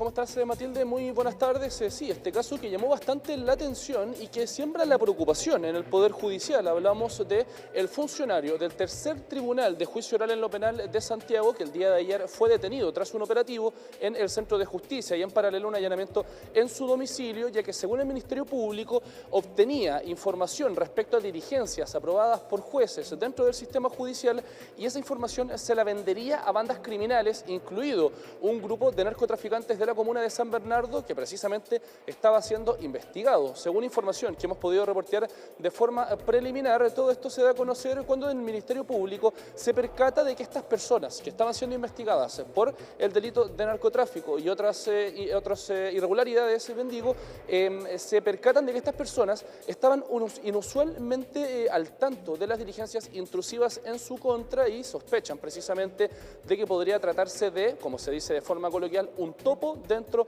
del sistema judicial. Ahí se empieza a seguir el hilo hasta que se da con este funcionario que fue detenido el día de ayer y que hoy fue puesto a disposición de la justicia a través de una audiencia de control de detención. Sin embargo, desde el Ministerio Público solicitaron ampliar esta detención hasta el viernes para poder hacer diligencias, en particular pericias, al parecer a un segundo teléfono celular para ver si es que se podría encontrar más información para respaldar la causa del Ministerio Público. Así lo comentaron desde la Fiscalía Regional Metropolitana Occidente. Los delitos son fundamentalmente cohecho agravado en carácter de reiterado, lavado de activos y infracción al artículo 38 de la ley 20.000, que es la prohibición en definitiva de entregar antecedentes reservados a una investigación por tráfico de drogas. La ampliación dice relación con la realización de diligencias indispensables para la audiencia de formalización de la investigación. Las diligencias particulares son reservadas, no me voy a referir a ellas. Todos los antecedentes de hecho dicen relación con los delitos que acabo de señalar y los pondremos en conocimiento del tribunal del día viernes. Ahora, como lo comentábamos, durante esta jornada no se alcanzó a llevar a cabo la audiencia de formalización, también se decretó la reserva de esta causa al tratarse de un caso particularmente complejo y es por esto que esta persona va a tener que mantenerse detenida hasta el día viernes. Esto fue tema de discusión en la audiencia de esta mañana que se llevó a cabo en el Juzgado de Garantía de San Bernardo, debido a que esta persona debería estar recluida en Santiago 1 mientras se mantiene en tránsito. Sin embargo, por tratarse de una persona con cerca de 30 años de carrera en el Poder Judicial, su defensa solicitó que pudiese cumplir esta detención en tránsito en el anexo penitenciario Capitán Llaver por medidas de seguridad. Sin embargo, esto fue desestimado por el tribunal finalmente, debido principalmente a que no habrían cupos en Capitán Llaver y pasará entonces las noches hasta el viernes y los días también, por supuesto, en Santiago 1. Así se refirió a esta situación la defensa. Me comuniqué con mi representado previo a la audiencia, él manifiesta su absoluta inocencia respecto a aquello, tiene respecto de lo que se le está imputando explicaciones absolutamente serias y verosímiles. Se pidió que se fuera Capitán Llaver porque él es un funcionario del Poder Judicial durante 29 años, tiene obviamente una serie de animosidad respecto de gente que ha pasado y que se encuentra obviamente en Santiago 1, que ha pasado por el sistema de justicia, y para asegurar su resguardo personal, psíquico y físico, se pidió que se fuera a Capitán Llaver. Ahora, lo comentábamos al principio de este despacho, esta es una situación que llama mucho la atención y que ha prendido varias alertas, en particular dentro del Poder Judicial, porque se trata de un antecedente que podría dilucidar, bien digo, eventualmente una penetración del crimen organizado al sistema judicial, algo que sería particularmente complejo debido a la información que se maneja dentro de estos sistemas y por supuesto por el hecho de que ya se ha sabido de que el crimen organizado, bien digo, estaría intentando entrar dentro de distintas instituciones democráticas y el Poder Judicial, sin duda, con este antecedente, podemos decir que es una de ellas. Sin embargo, desde varias agrupaciones profesionales y asociaciones gremiales de funcionarios de este poder del Estado condenan, bien digo, esta situación y llaman a que se investigue y que no se generalice también respecto a los funcionarios del Poder Judicial. Los invito a que pasemos a revisar esas declaraciones. Condenamos, por supuesto, cualquier atisbo de corrupción en el Poder Judicial. Nuestra organización siempre estará con una afrenta permanente contra la corrupción, tanto en este caso de un funcionario, ¿cierto?, de menor rango con el crimen organizado, tanto con las esferas superiores y con el tráfico de influencia. Creo que toda corrupción debe ser condenada. Estamos muy preocupados por la situación que está sucediendo. Como las responsabilidades son individuales, nosotros tenemos que tener la certeza de que podamos hacer, ¿no es cierto?, todas las acciones y denuncias al interior, ¿no es cierto?, de nuestras propias autoridades. que esto sea desde la Corte Suprema, desde un ministro de la Corte Suprema, hasta el último funcionario, ya sea contrata o planta de nuestra organización. Y esta preocupación, por supuesto, no se limita solamente al Poder Judicial, también la comparten otras instituciones y en particular expertos relacionados a la transparencia en nuestro país. En ese sentido, dicen que es preocupante esta situación que revela que el crimen organizado, como lo comentábamos antes, estaría intentando penetrar en instituciones democráticas y cruciales para la democracia, como lo es, por ejemplo, el Poder Judicial, e incluso llamaron a que se lleven a cabo investigaciones para determinar si esto es un caso aislado o si podría ser un problema más generalizado dentro de esa institucionalidad.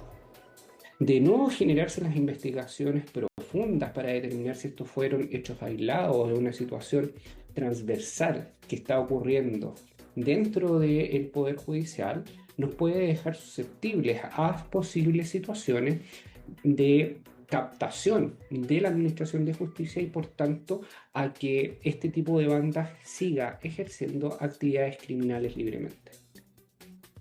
Lo cierto es que el viernes va a ser llevado a cabo finalmente esta audiencia de formalización en contra de este funcionario. Se le acusa los delitos de cohecho y vulneración de secreto en marco de la ley 20.000, dos cargos, bien digo, bastante complejos que va a tener que enfrentar esta persona que, según el Ministerio Público, como lo comentábamos al principio, en simples palabras, le vendía información privilegiada de diligencias intrusivas a criminales organizados y narcotraficantes.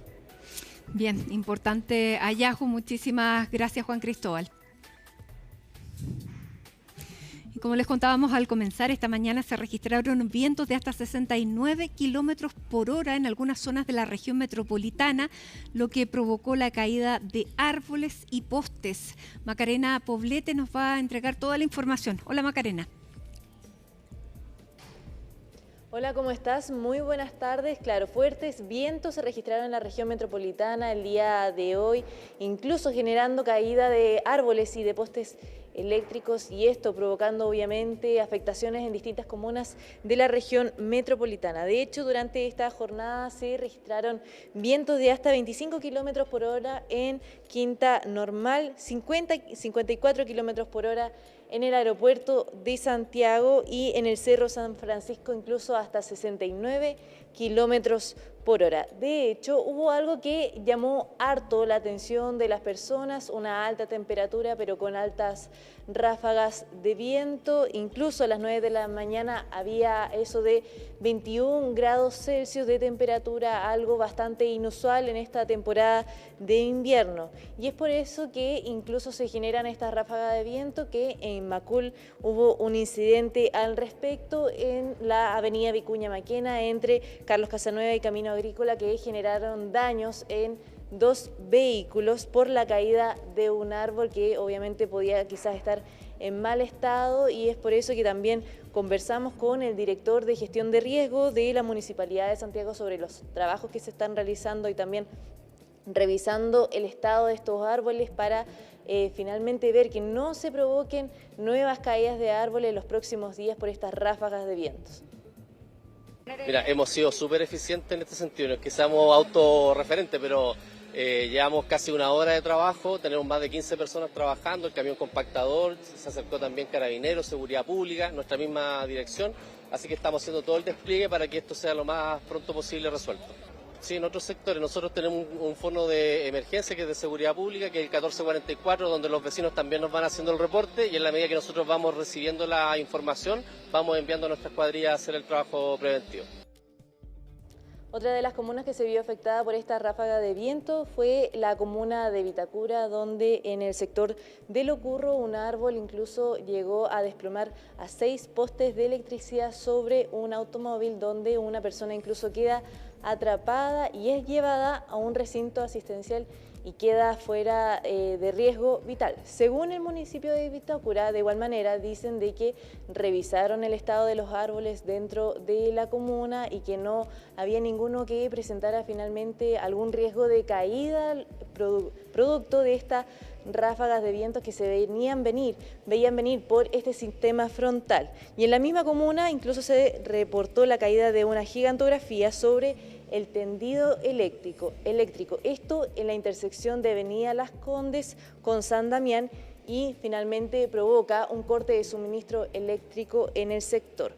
Al respecto, sobre este sistema frontal que se viene en los próximos días para la zona centro de nuestro país, específicamente la región metropolitana, Senapred afirmó de que están haciendo un monitoreo de estas finalmente afectaciones que están viviendo las comunas y también la región metropolitana, y también en trabajo en colaboración con las autoridades de la región. Desde Senapred se está efectuando un seguimiento permanente a este fenómeno en todo el tramo comprometido, con especial atención en aquellos sectores que ya han sido afectados por las lluvias anteriores y que están actualmente en procesos de rehabilitación. Ante este escenario, hacemos un llamado a la comunidad a actuar con máxima precaución, manteniéndose alejados de quebradas y cursos de agua, ya que estos podrían presentar crecidas y desbordes. Además, evitar internarse en zonas cordilleranas y precordilleranas. Ante el pronóstico de lluvia y viento para los próximos días, ya activamos nuestro plan de refuerzo técnico y de atención a clientes. Por un lado, hemos aumentado nuestras cuadrillas en hasta 5 veces con respecto a un día normal. Así podremos responder de manera oportuna ante cualquier interrupción de suministro. Por otro lado, hemos aumentado en hasta 5 veces nuestros canales de atención. Así podemos gestionar de manera eficiente y rápida cualquier requerimiento. Todas estas ráfagas de viento ya se veían venir, era algo que ya estaba pronosticado por este sistema frontal que ya se está viviendo incluso en la zona central de nuestro país, específicamente en la región metropolitana, donde incluso vamos a ver algunas precipitaciones en esta semana, incluso hasta el viernes, precipitaciones leves, no con tanta intensidad, pero sí en paralelo con estas ráfagas de viento que quizás podríamos ver mayores incidentes en los próximos días. Muchísimas gracias, Macarena. Ahí tenemos impactantes imágenes de lo que ocurrió esta mañana en la región metropolitana. Muchas gracias. Estamos de regreso. La guerra comercial entre Estados Unidos y Canadá se acelera vertiginosamente y hoy día ya de manera oficial Canadá ha anunciado aranceles entre el 15 y el 50% para productos norteamericanos. Alicia, ¿cómo estás? Bienvenida. Muchas gracias, Mati. Sí, son cerca de 700 productos estadounidenses entonces sobre los que Canadá va a imponer este tipo de aranceles que van a entrar en vigor a partir de septiembre. Y con esto entonces ya se confirma esta guerra comercial entre ambos países y cómo Canadá está plantando cara en contra de Estados Unidos, porque iban a realizar negociaciones, estaban en medio de negociaciones entonces para terminar con estos aranceles que había anunciado Estados Unidos frente a Canadá. Sin embargo, el viernes pasado las negociaciones se terminaron. Mark Carney, el primer ministro de Canadá, dijo que Estados Unidos estaba pidiendo mucho y ofreciendo poco. Y finalmente con esto entonces Canadá hoy formalmente anuncia esta serie de aranceles entonces en contra de Estados Unidos, que va a incluir por ejemplo el acero, productos lácteos y también electrodomésticos. Y esto entonces como respuesta a los otros aranceles que ya entraron en vigor de parte de Estados Unidos a Canadá. Entraron en vigor el sábado pasado aranceles de un 50%, entonces después de que fracasaran estas negociaciones. Estos aranceles por parte de Canadá entran en vigor a partir del 8 de septiembre y también junto con estas tarifas entonces que confirmó el gobierno de Canadá, también hicieron un llamado a los canadienses a optar por productos de su propio país frente entonces a los estadounidenses. Esta guerra comercial al parecer cuenta con el apoyo de los canadienses, de hecho ya lo decíamos ayer, incluso ha bajado el turismo desde Canadá hacia Estados Unidos a raíz de esta guerra entonces que comienza Donald Trump y que acá Canadá entonces está plantando cara. Vamos a revisar primero lo que dijo el ministro de Hacienda de Canadá, quien fue el encargado de informar entonces la serie de aranceles que va a entrar en vigor a partir de septiembre. On August 22nd, el 22 de agosto, los Estados Unidos de América impusieron aranceles del 50% a aproximadamente $28 mil millones en bienes canadienses. Esos aranceles tendrán consecuencias fatales para los trabajadores, las empresas y las comunidades canadienses en toda nuestra nación. Canadá debe responder y hoy lo estamos haciendo de una manera proporcionada, dirigida y estratégica. Hoy anuncio que Canadá equiparará los aranceles de los Estados Unidos dólar por dólar y tasa por tasa. Ahora, es un movimiento arriesgado porque de todas maneras esto va a influir entonces en los precios que enfrentan los consumidores, tanto canadienses como estadounidenses. Pero Donald Trump no se quedó ahí, porque hoy también hizo otra amenaza en contra de su país vecino: cambiar el nombre del lago Ontario a Lake America. Otra de las estrategias que ha utilizado Donald Trump. No olvidemos que también planteó cambiar de nombre al Golfo de México por el Golfo de América. El lago Ontario es el lago más pequeño de los 5 grandes lagos que tiene Canadá y que separa entonces la provincia de Ontario con Nueva York. Hizo esta amenaza Donald Trump a través de sus redes sociales, como suele realizarlo. Publicó una imagen entonces del lago Ontario con ese nombre tachado y propone cambiarlo por Lake America. Se le pregunta a las autoridades canadienses entonces por esta propuesta, esta amenaza de Donald Trump. Esto fue lo que respondieron. Siempre lo llamaremos el lago Ontario. Punto. Estamos orgullosos de nuestros grandes lagos. Los hemos navegado durante miles de años y fueron parte de la fundación de nuestro país. Simplemente defenderemos lo que tenemos. Y mientras tanto, realmente creo que mientras suceden todas estas artimañas, simplemente seremos inteligentes, seremos estratégicos y nos defenderemos. El gobierno de Mark Carney entonces se ha alineado con él para responderle al presidente Donald Trump. Incluso también la oposición se ha mostrado a favor entonces de la estrategia que está tomando Mark Carney. Pero no ha sido el único que le está plantando cara a Donald Trump. También el primer ministro de Ontario ha sido bien crítico del presidente de los Estados Unidos. De hecho, ha sido quien más ha cuestionado esta estrategia de imponer aranceles de parte de Estados Unidos, y se enfrascó en una discusión y pelea con Donald Trump, que incluso llegó a palabras mayores. Escuchemos qué fue lo último que dijo el primer ministro de Ontario frente a Donald Trump. You sound a little more subdued than you did this morning on the radio when you said Donald Trump could kiss your ass. Did the Prime Minister tell you to ask you to tone it down a bit? No, he didn't. I'm not going to comment, but he wasn't against that. And I have a lot of real estate on my ass, so he has a lot of room to kiss my ass. So well done. I just do. I'm a big dude. What can I say? Bueno, ese es el tono que ha llegado este debate entre ambas autoridades. De todas maneras, entonces Canadá ya anunció formalmente la imposición de aranceles en respuesta a Estados Unidos. Vamos a cambiar de tema y nos vamos ahora al conflicto, la guerra que mantiene Estados Unidos en contra de Irán. Ayer les decíamos entonces que Estados Unidos anunció un paquete, una operación económica para asfixiar a Irán y con esto entonces imponer sanciones a los países que tengan tratados o negociaciones comerciales con Irán. Esto fue un anuncio que realizó ayer el secretario del Tesoro. Sin embargo, no se detallaron qué países entonces van a ser sancionados por realizar negocios con Irán.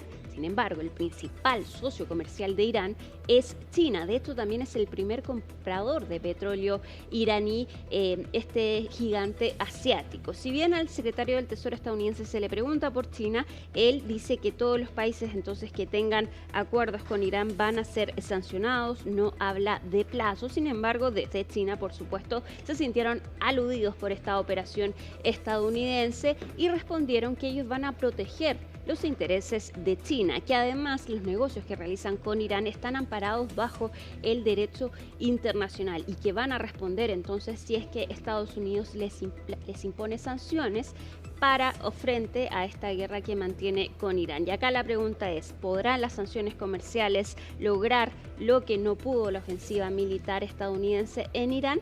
Hay que ver qué es lo que pasa, pero pasemos a revisar qué dijo el vocero del ministro de Asuntos Exteriores de China entonces frente a esta operación económica estadounidense. China ha dejado clara en reiteradas ocasiones su firme oposición a las sanciones unilaterales y legales que carecen de base en el derecho internacional y no están autorizadas por el Consejo de Seguridad de la ONU. La guerra económica y la máxima presión no ayudan a resolver los problemas, solo avivarán más los conflictos. Vamos a cambiar de tema, pero seguimos dentro de la misma tónica, porque el Servicio Secreto estadounidense está investigando y confirmó que está al tanto de amenazas iraníes al hijo menor de Donald Trump, Barron Trump, que es el hijo que tiene Donald Trump con la primera dama Melania Trump. El Servicio Secreto de Estados Unidos dijo entonces que está al tanto de videos que aparecieron en una cadena iraní que está fuertemente relacionada con el régimen persa, que muestra entonces una amenaza directa a Barron Trump. De hecho, muestra lugares donde se sabe públicamente que el hijo menor de Donald Trump pasa tiempo, incluido, por ejemplo, la Torre Trump de Nueva York. Irán suele hacer este tipo de amenazas, ha publicado videos en contra no solo de Donald Trump, sino también la primera dama Melania Trump, pero es la primera vez que apuntan públicamente en contra del hijo de Donald Trump. El servicio secreto dice que está investigando esto, pero que por razones de seguridad no va a entregar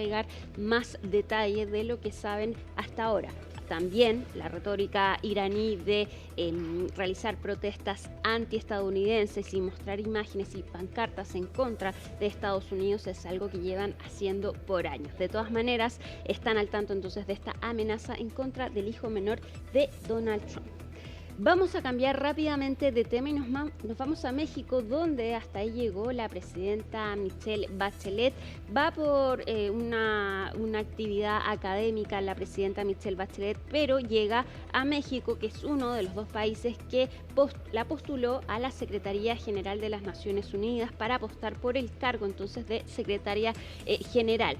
Llega esta visita después que se conoció el segundo sondeo informal del Consejo de Seguridad, donde no le fue muy bien a la expresidenta Michelle Bachelet. Según la información que sale de este sondeo informal, ella solo cuenta con 2 apoyos del Consejo de Seguridad de la ONU, de los 15, y 6 votos en contra. Hoy se le preguntó a la presidenta Claudia Sheinbaum si después de este sondeo va a seguir apoyando la candidatura de Michelle Bachelet. Asegura que sí, que esperan reunirse con la expresidenta Michelle Bachelet, pero agregó que hay que ver entonces las posibilidades que tiene Michelle Bachelet para lograr la Secretaría General de las Naciones Unidas. Escuchemos lo que dijo la presidenta de México.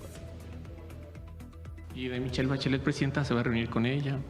Me solicitó una reunión, aún no lo tengo contemplado el día de hoy, pero pues sí es importante hablar con ella porque nosotros sostuvimos su candidatura como Secretaria General de Naciones Unidas. Consideramos que es una mujer que representa una visión de construcción de la paz, de defensa de los derechos humanos, de defensa de los derechos de la Carta de Naciones Unidas, que así lo ha mostrado durante toda su vida y que busca la multilateralidad. ¿Qué quiere decir eso? Que todos los estados seamos iguales ante Naciones Unidas. Hay que ver pues las posibilidades que ella tiene, pero es un asunto de defensa de lo que debe ser Naciones Unidas. Bueno, en este proceso para escoger a la Secretaria General de la ONU también se pueden retirar las candidaturas y eso podría ser una opción que podría tomar la expresidenta Michelle Bachelet. Este 31 de agosto se inicia una nueva versión de Travel Sale que va a ofrecer una serie de descuentos en viajes nacionales e internacionales. Bueno, ¿cuáles van a ser las principales ofertas? Lucía Figari nos va a contar. Hola, Lucía. Hola Matilde, muy buenas tardes. Sí, entre este 31 de agosto y 2 de septiembre se llevará a cabo una nueva edición del Travel Sale, una instancia perfecta para que las familias puedan organizar sus viajes al extranjero dentro de nuestro país o incluso escapadas durante el fin de semana. En esta ocasión se tendrán descuentos de hasta un 60% en hoteles, vuelos, cruceros, guías turísticos, entre otros, y además se tendrá la posibilidad de cuotas hasta 12 cuotas sin interés. En esta ocasión también se tendrá un acompañamiento con IA, el cual es nombrado consultor de IA, para que los usuarios puedan investigar las mejores ofertas y poder tener el mejor resultado para su bolsillo. tiene una cantidad de marcas, 33 marcas que te pueden hacer el viaje completo, desde asistencia en viaje, cruceros, agencias de viaje, hotelería, nieve. Entonces, la invitación es que nosotros les hacemos a los consumidores y a todos quienes sueñan con viajar es que empiecen a pensar en sus vacaciones. Se ha integrado bastante la inteligencia artificial. Entonces, hoy día las personas que entren a Travel Sale pueden entrar también a un agente en donde les puede responder sobre destinos, sobre consultas que tengan, y solo va a responder esa aplicación, esa herramienta, sobre las marcas que están trabajando en el Travel Sale. A ver, este evento es una oportunidad extraordinaria para fortalecer la oferta nacional, para romper la estacionalidad y para que los chilenos podamos conocer y descubrir este maravilloso país que tenemos. Esto mueve las economías locales y genera un impacto muy importante en cada una de las regiones que son visitadas. Por eso hago un llamado. Muchas veces los chilenos nos quejamos de que la oferta no está pensada para el presupuesto de nosotros, de los chilenos. Eso no es así. Hoy día en Chile hay oferta para todos los bolsillos, pero por supuesto que el Travel Sale te ofrece además la oportunidad de acceder a precios mucho más convenientes y, insisto, de forma segura con oferta formal. Entre las principales ofertas se encuentra el Caribe, el cual se ha convertido en uno de los favoritos de los chilenos, el cual contará con un 60% de descuento en destinos como México y Costa Rica. Además, por el lado de Sudamérica se contará con un descuento del 40% a destinos como Brasil, Argentina y hasta en el territorio nacional. Por el lado de destinos más lejanos, como Europa o Estados Unidos, se tendrá un descuento de un 30%, destinos como Barcelona y Madrid. Vamos a tener descuentos de hasta 400.000 pesos en nuestros canales asistidos, esto es call center, tiendas, WhatsApp, en cadenas hoteleras del Caribe, que son las más solicitadas siempre. Vienen súper buenos descuentos en todos los destinos, mucho dentro de Chile y regionalmente para poder hacer estas escapadas previo a que empiece la temporada alta. Luego tenemos un adelanto de vacaciones de verano que también tenemos Caribe con descuento y otros destinos, los destinos más en alza y que están siendo protagonistas. Sigue siendo un Brasil, sigue siendo un Caribe, Punta Cana está siempre creciendo y es preferido de descanso. Europa hay buenas cosas de circuitos, hay cruceros. Las promociones estarán disponibles a través de los canales oficiales del Travel Sale y desde las empresas y del gremio turística hacen un llamado a comprar únicamente por canales oficiales para prevenir posibles estafas o posibles problemas. Bien, muchísimas gracias. Estaremos atentas entonces a partir del lunes 31 de agosto. Gracias, Jimena.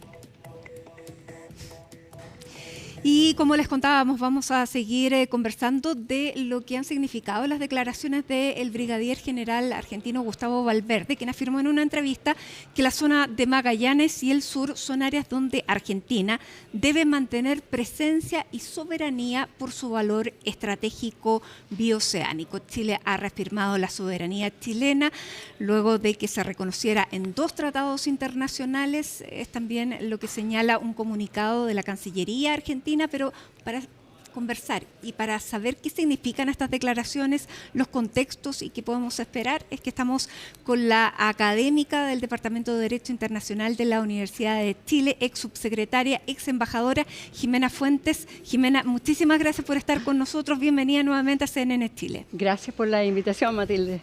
Bueno, y te invitamos por un tema que nos parece relevante. ¿Qué significan declaraciones como esta, que Argentina debe mantener soberanía sobre el Estrecho de Magallanes, sobre el Paso Drake, el sur?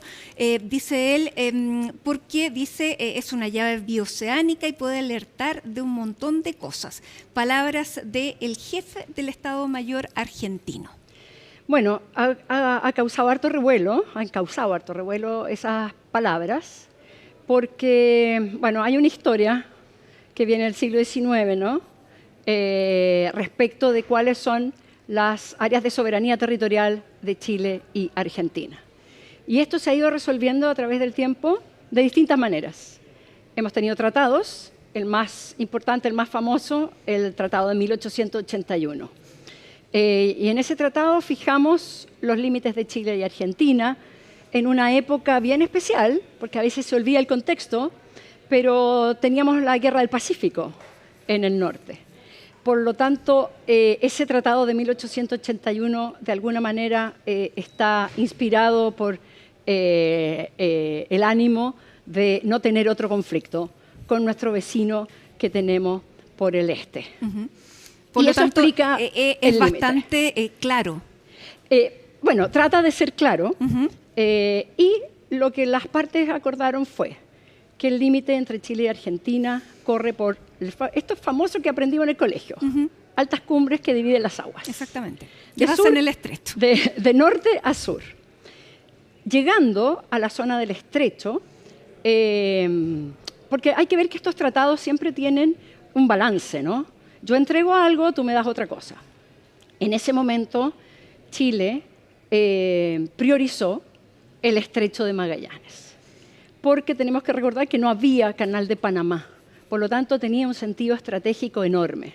Así es que Chile aceptó varias cosas, Chile hace dejación de algunas de sus pretensiones y lo que obtiene es el control total del estrecho de Magallanes. Ya, vamos a revisar un mapa y tú nos cuentas, Jimena, qué significa, porque también se habla de la boca del estrecho, así que hay que entender varias partes. Ya, ahí tenemos la zona, todo lo que está en azul oscuro es Chile, lo blanco es Argentina. ¿Qué vemos ahí?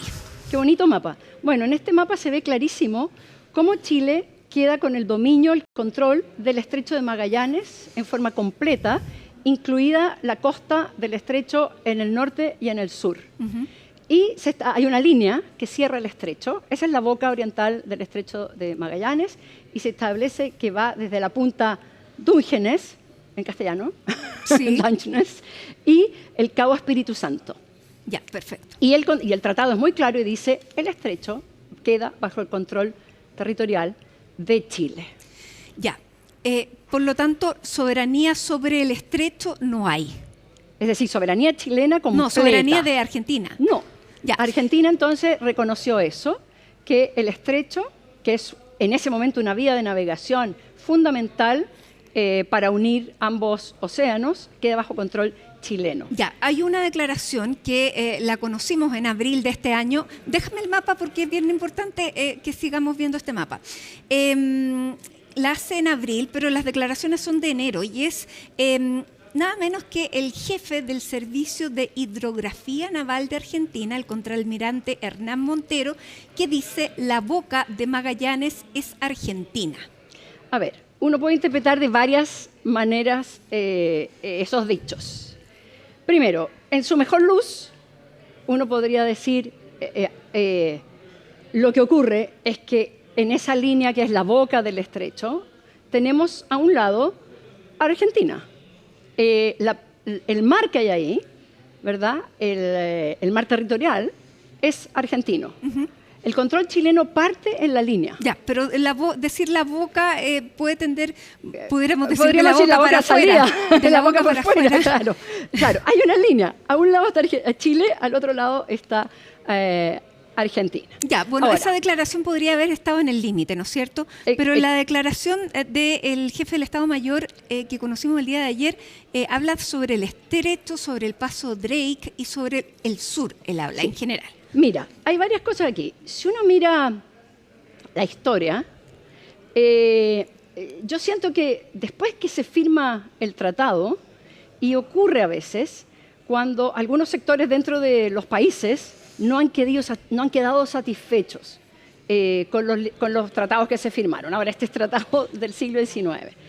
Pero por ahí hay alguna teoría que señala que en verdad la boca del estrecho no está en esa línea, que está un poquito corrida hacia el este. Pero son todas elucubraciones o invenciones o una lectura distinta a lo que dice el tratado. El tratado es muy claro. El tratado dice el control del estrecho es chileno. Perfecto. Así que no hay lugar a eso. Pero yo creo que, siendo estos temas tan sensibles, debería haber de ambas partes, como Estado, eso incluye a todas las autoridades y todos los órganos de los Estados, una visión común. Yo creo que la expectativa de Chile es que desde Argentina la visión de quien está en el gobierno, la visión del Ministerio de Relaciones Exteriores y la visión de las Fuerzas Armadas sea una. Y esa una es lo que ha dicho ahora el gobierno de Argentina. No hay duda que el estrecho, el control, bajo el Tratado de 1881, es de Chile. Ya, pero es que no dice eso exactamente, porque además nombra el Tratado de Paz y Amistad de 1984. ¿Qué agrega o qué aclara ese tratado? Mira, el Tratado de Paz y Amistad tiene que ver con otro conflicto, no con el estrecho de Magallanes, sino más abajo, del Beagle. Con el canal Beagle. Que ahí entonces, también lo tenemos. ¿también vemos el canal Beagle? Sí. Ok. Ahí pongamos de nuevo, ahí está. Allá abajo, se está cayendo de la pantalla, ahí tenemos el canal Beagle. Donde dice Puerto Williams. Okay. A ver si le y sacamos el problema del canal Beagle también tiene que ver con la interpretación del mismo tratado, 1881, que señaló que al sur del estrecho de Magallanes, que tenemos una isla, o sea, se acabó el continente, tenemos una isla grande que se llama Tierra del Fuego. Esa isla se divide en dos con una línea recta. Y como tú ves, la parte oriental queda para Argentina y la parte occidental queda para Chile, ¿verdad? Y es una línea, y lo que dice el tratado es que esa línea termina en el canal Beagle. Y que la Tierra del Fuego hacia el este es Argentina, y todas las islas al este, y todas las islas al sur del canal Beagle son chilenas. Ya, si podemos sacar el generador de caracteres y la hora, porque ahí podemos ver Puerto Williams, que es, finalmente ahí es donde está el canal del Beagle. Sí. Ya parece que no lo podemos sacar. Y vemos que todo eso está en azul oscuro, por lo tanto es claramente chileno. Claro. Eso generó otro problema que no se debió haber generado, ¿no? Ahí está. El sur, las islas del sur, ¿verdad? Tenemos la isla grande, cuya capital es Puerto Williams, y tenemos tres islitas que no se alcanzan a ver, pero esas tres islitas casi nos llevan a una guerra. Esto fue en los años 70. Específicamente en el 78, ¿por qué? Porque Chile y Argentina, que tenían visiones distintas de cómo se interpretaba esa cláusula sobre las islas al sur del Beagle, decidieron someter esa controversia a un arbitraje. Y fue un arbitraje, es muy interesante ese arbitraje. Es interesante, ¿por qué? Porque es un arbitraje de Su Majestad Británica, pero el Reino Unido en ese momento, el tribunal, ahí está. En ese momento el Reino Unido, para asesorar, digamos, para decidir la cuestión que luego va a ser refrendada por Su Majestad Británica, establece jueces que son todos jueces de la Corte Internacional de Justicia en ese momento, cuyo presidente del tribunal es Fitzmaurice, que es un gran jurista y profesor británico. Entonces, el punto es, ¿cómo interpreto este artículo del Tratado del 81 que señala que al sur del canal Beagle, las islas al sur del canal Beagle le pertenecen a Chile? ¿Y cuál es el problema? Y aquí la palabra más importante que tú has mencionado recientemente es bioceánico o oceánico. Ese concepto es el que Argentina lleva al arbitraje del año 77. Básicamente lo que dice Argentina es: Chile no puede pretender ningún punto en el Atlántico. Chile solo en el Pacífico, Argentina en el Atlántico. Y de eso se trata el caso, y lo que dice el tribunal de 1977 es que en la parte sur, es decir, una vez que llegamos al paralelo 52, que es donde está el límite en el estrecho de Magallanes, ¿ya? Abajo, digamos, todo lo que tiene que ver con el sur, con la Tierra del Fuego, con el canal Beagle y con todas las islas al sur, no hay ningún principio bioceánico, sino que se describe claramente el límite, y ese principio bioceánico es una invención de Argentina. Eso es lo que señala el laudo. ¿Ya? Y eso casi nos lleva a la guerra.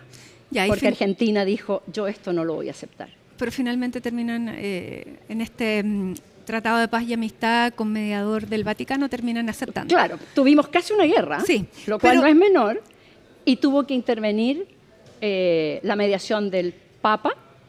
El mundo miraba esto, particularmente Estados Unidos miraba esto, porque estamos en plena Guerra Fría y Chile y Argentina son dos amigos de Estados Unidos en ese momento, y no es aceptable que dos amigos de Estados Unidos en plena Guerra Fría, en un sector bastante estratégico, vayan a la guerra.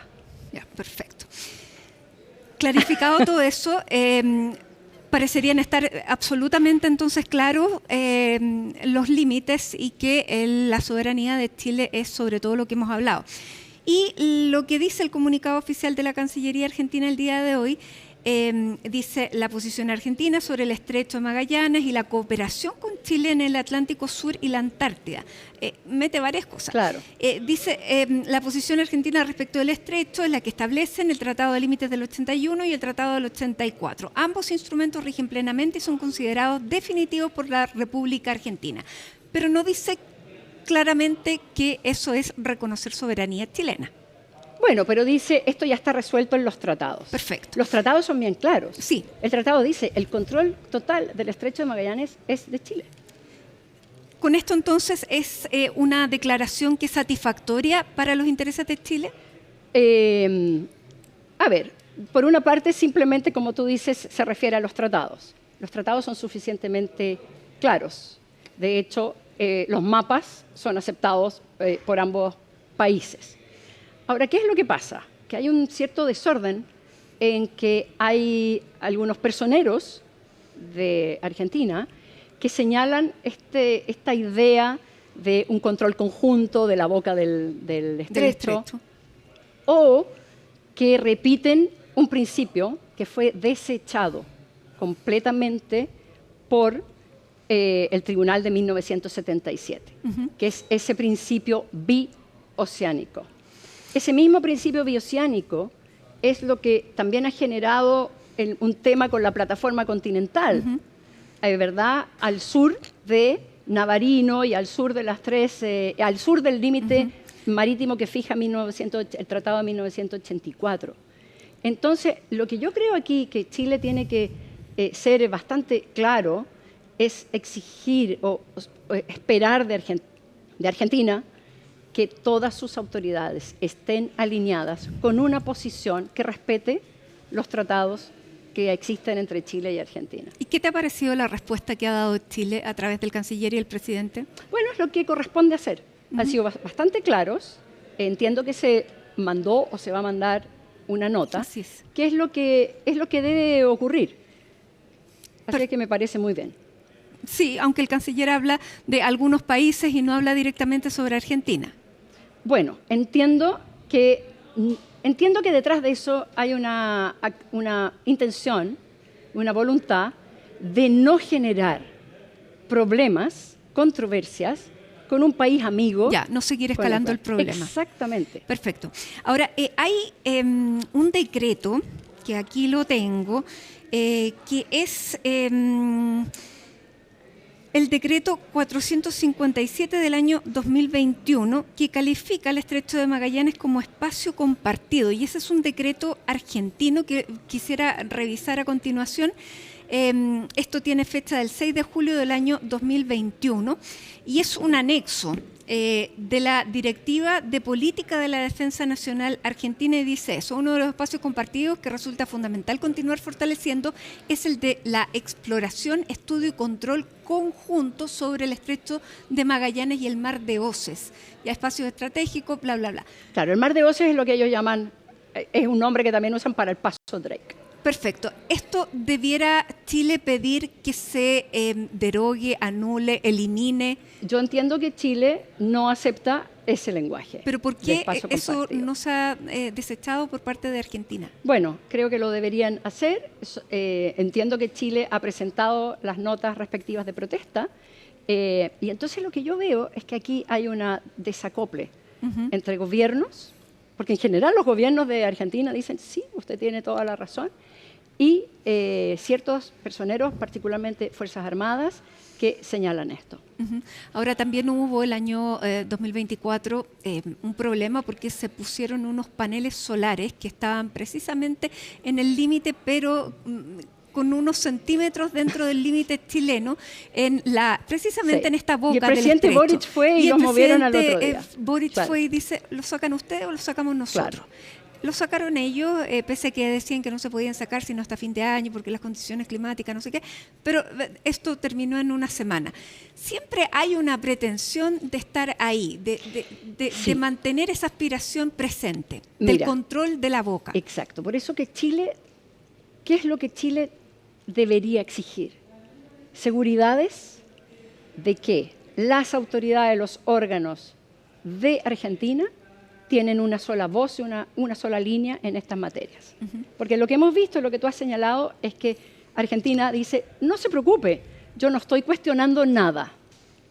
Acepto el Tratado del 81, acepto el Tratado de 1984, que fue producto de la mediación, y sin embargo, hay cierta disonancia de ciertas autoridades o personeros argentinos. Ahora, estas autoridades, estas declaraciones ¿tienen efecto jurídico o no? Bueno, no tienen efecto jurídico porque ninguna parte puede mejorar su situación.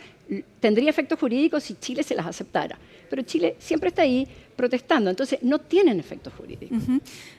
Perfecto. Y para que Chile pueda exigir plenamente que esa concordancia exista. Esa es una tarea diplomática que no tendríamos que conocer, que sí tendríamos que conocer qué es lo que corresponde en este caso. A ver, como tú bien dices, es una tarea diplomática.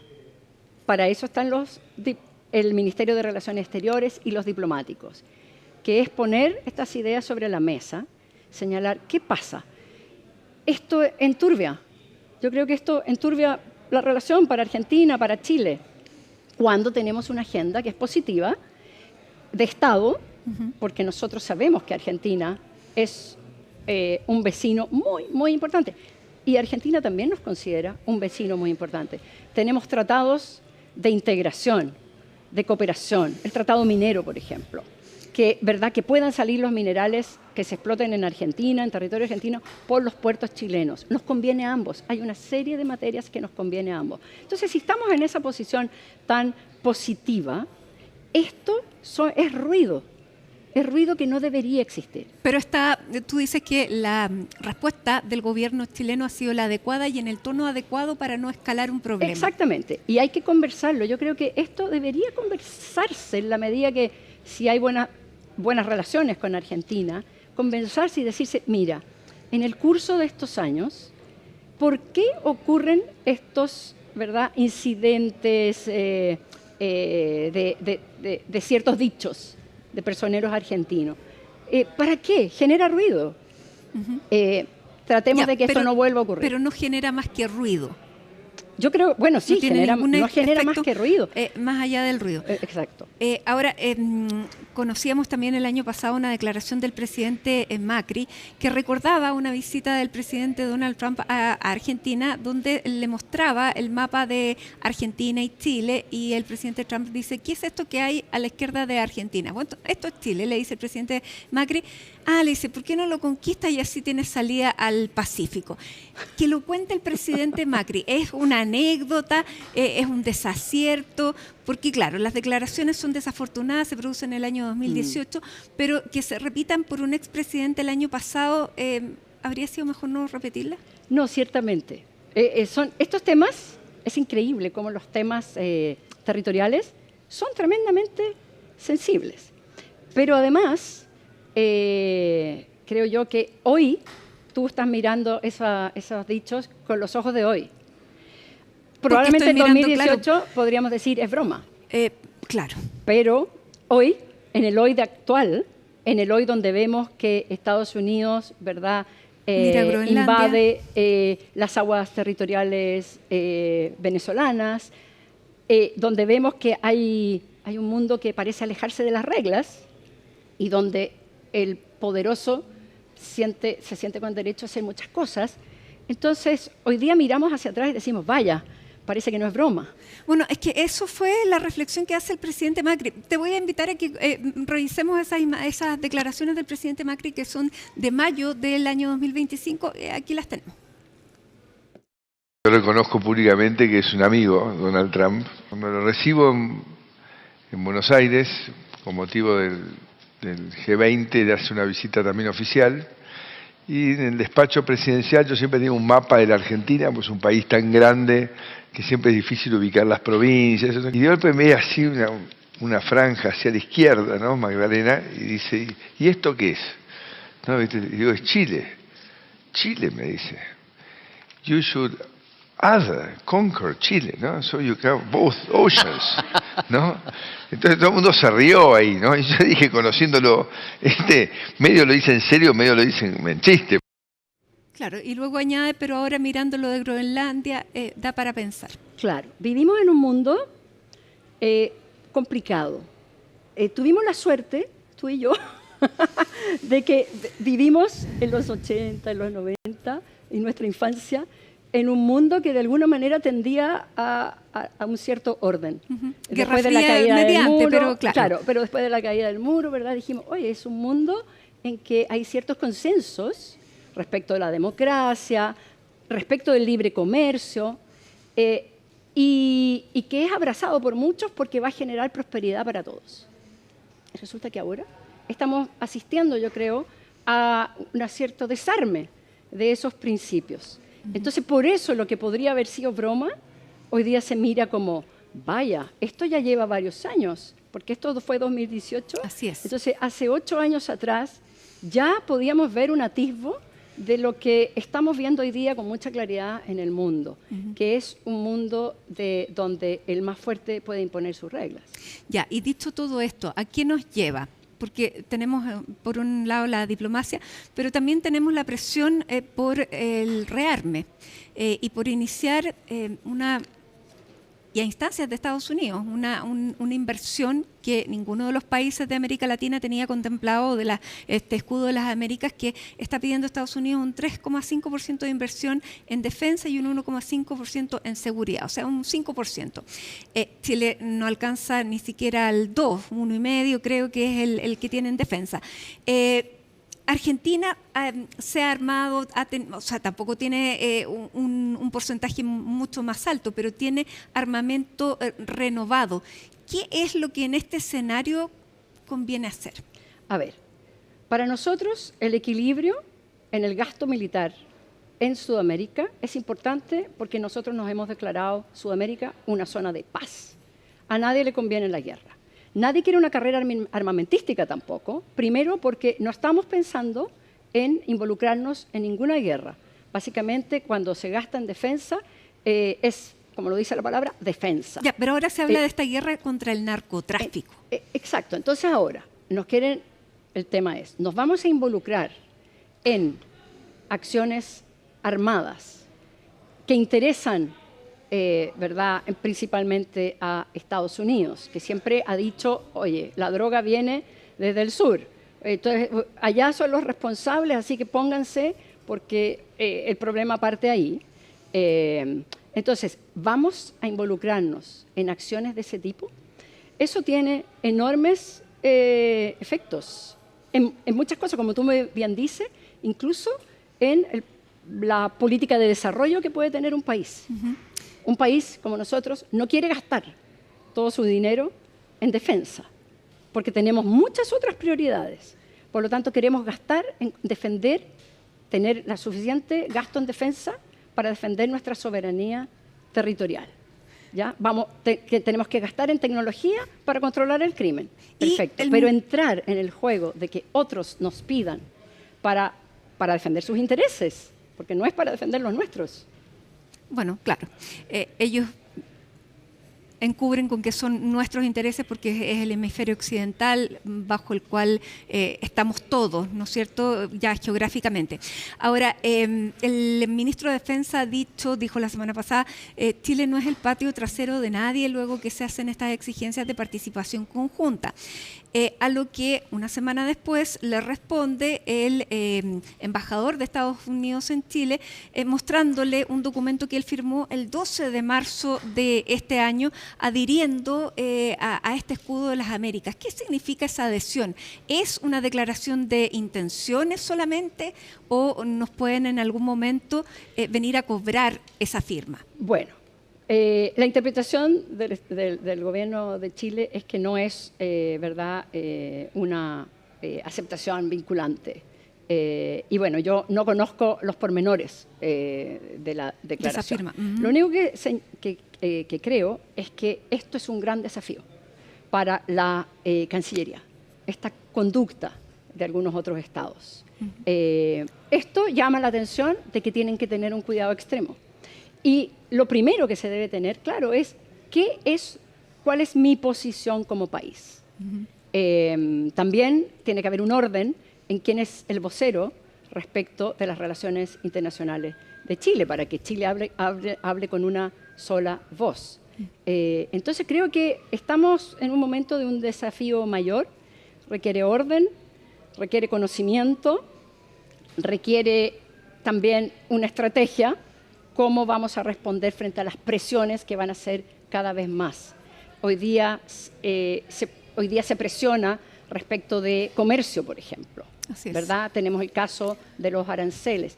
Todo va en un mismo paquete. Y no estamos acostumbrados a esto porque, como te digo, desde los 90 en adelante, desde que en Chile llegó la democracia, había otro espíritu, que era un mundo basado en reglas. Hoy día es un mundo basado en might, en power, en el poder. Entonces hay que hacer hay que señalar cómo vamos a responder a un mundo donde nos tironean de un lado para otro, y esto tiene efectos, y esto no es así nomás que nos tironeen, esto tiene efectos en los planes de desarrollo de Chile.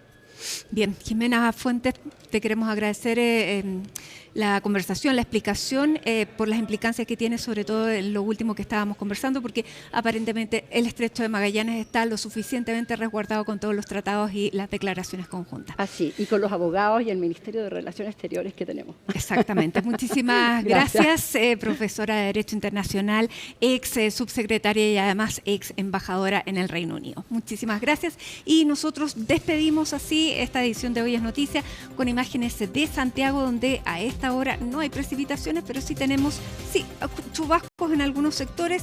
13 grados es la temperatura. Que tengan un muy buen resto de día y hasta mañana.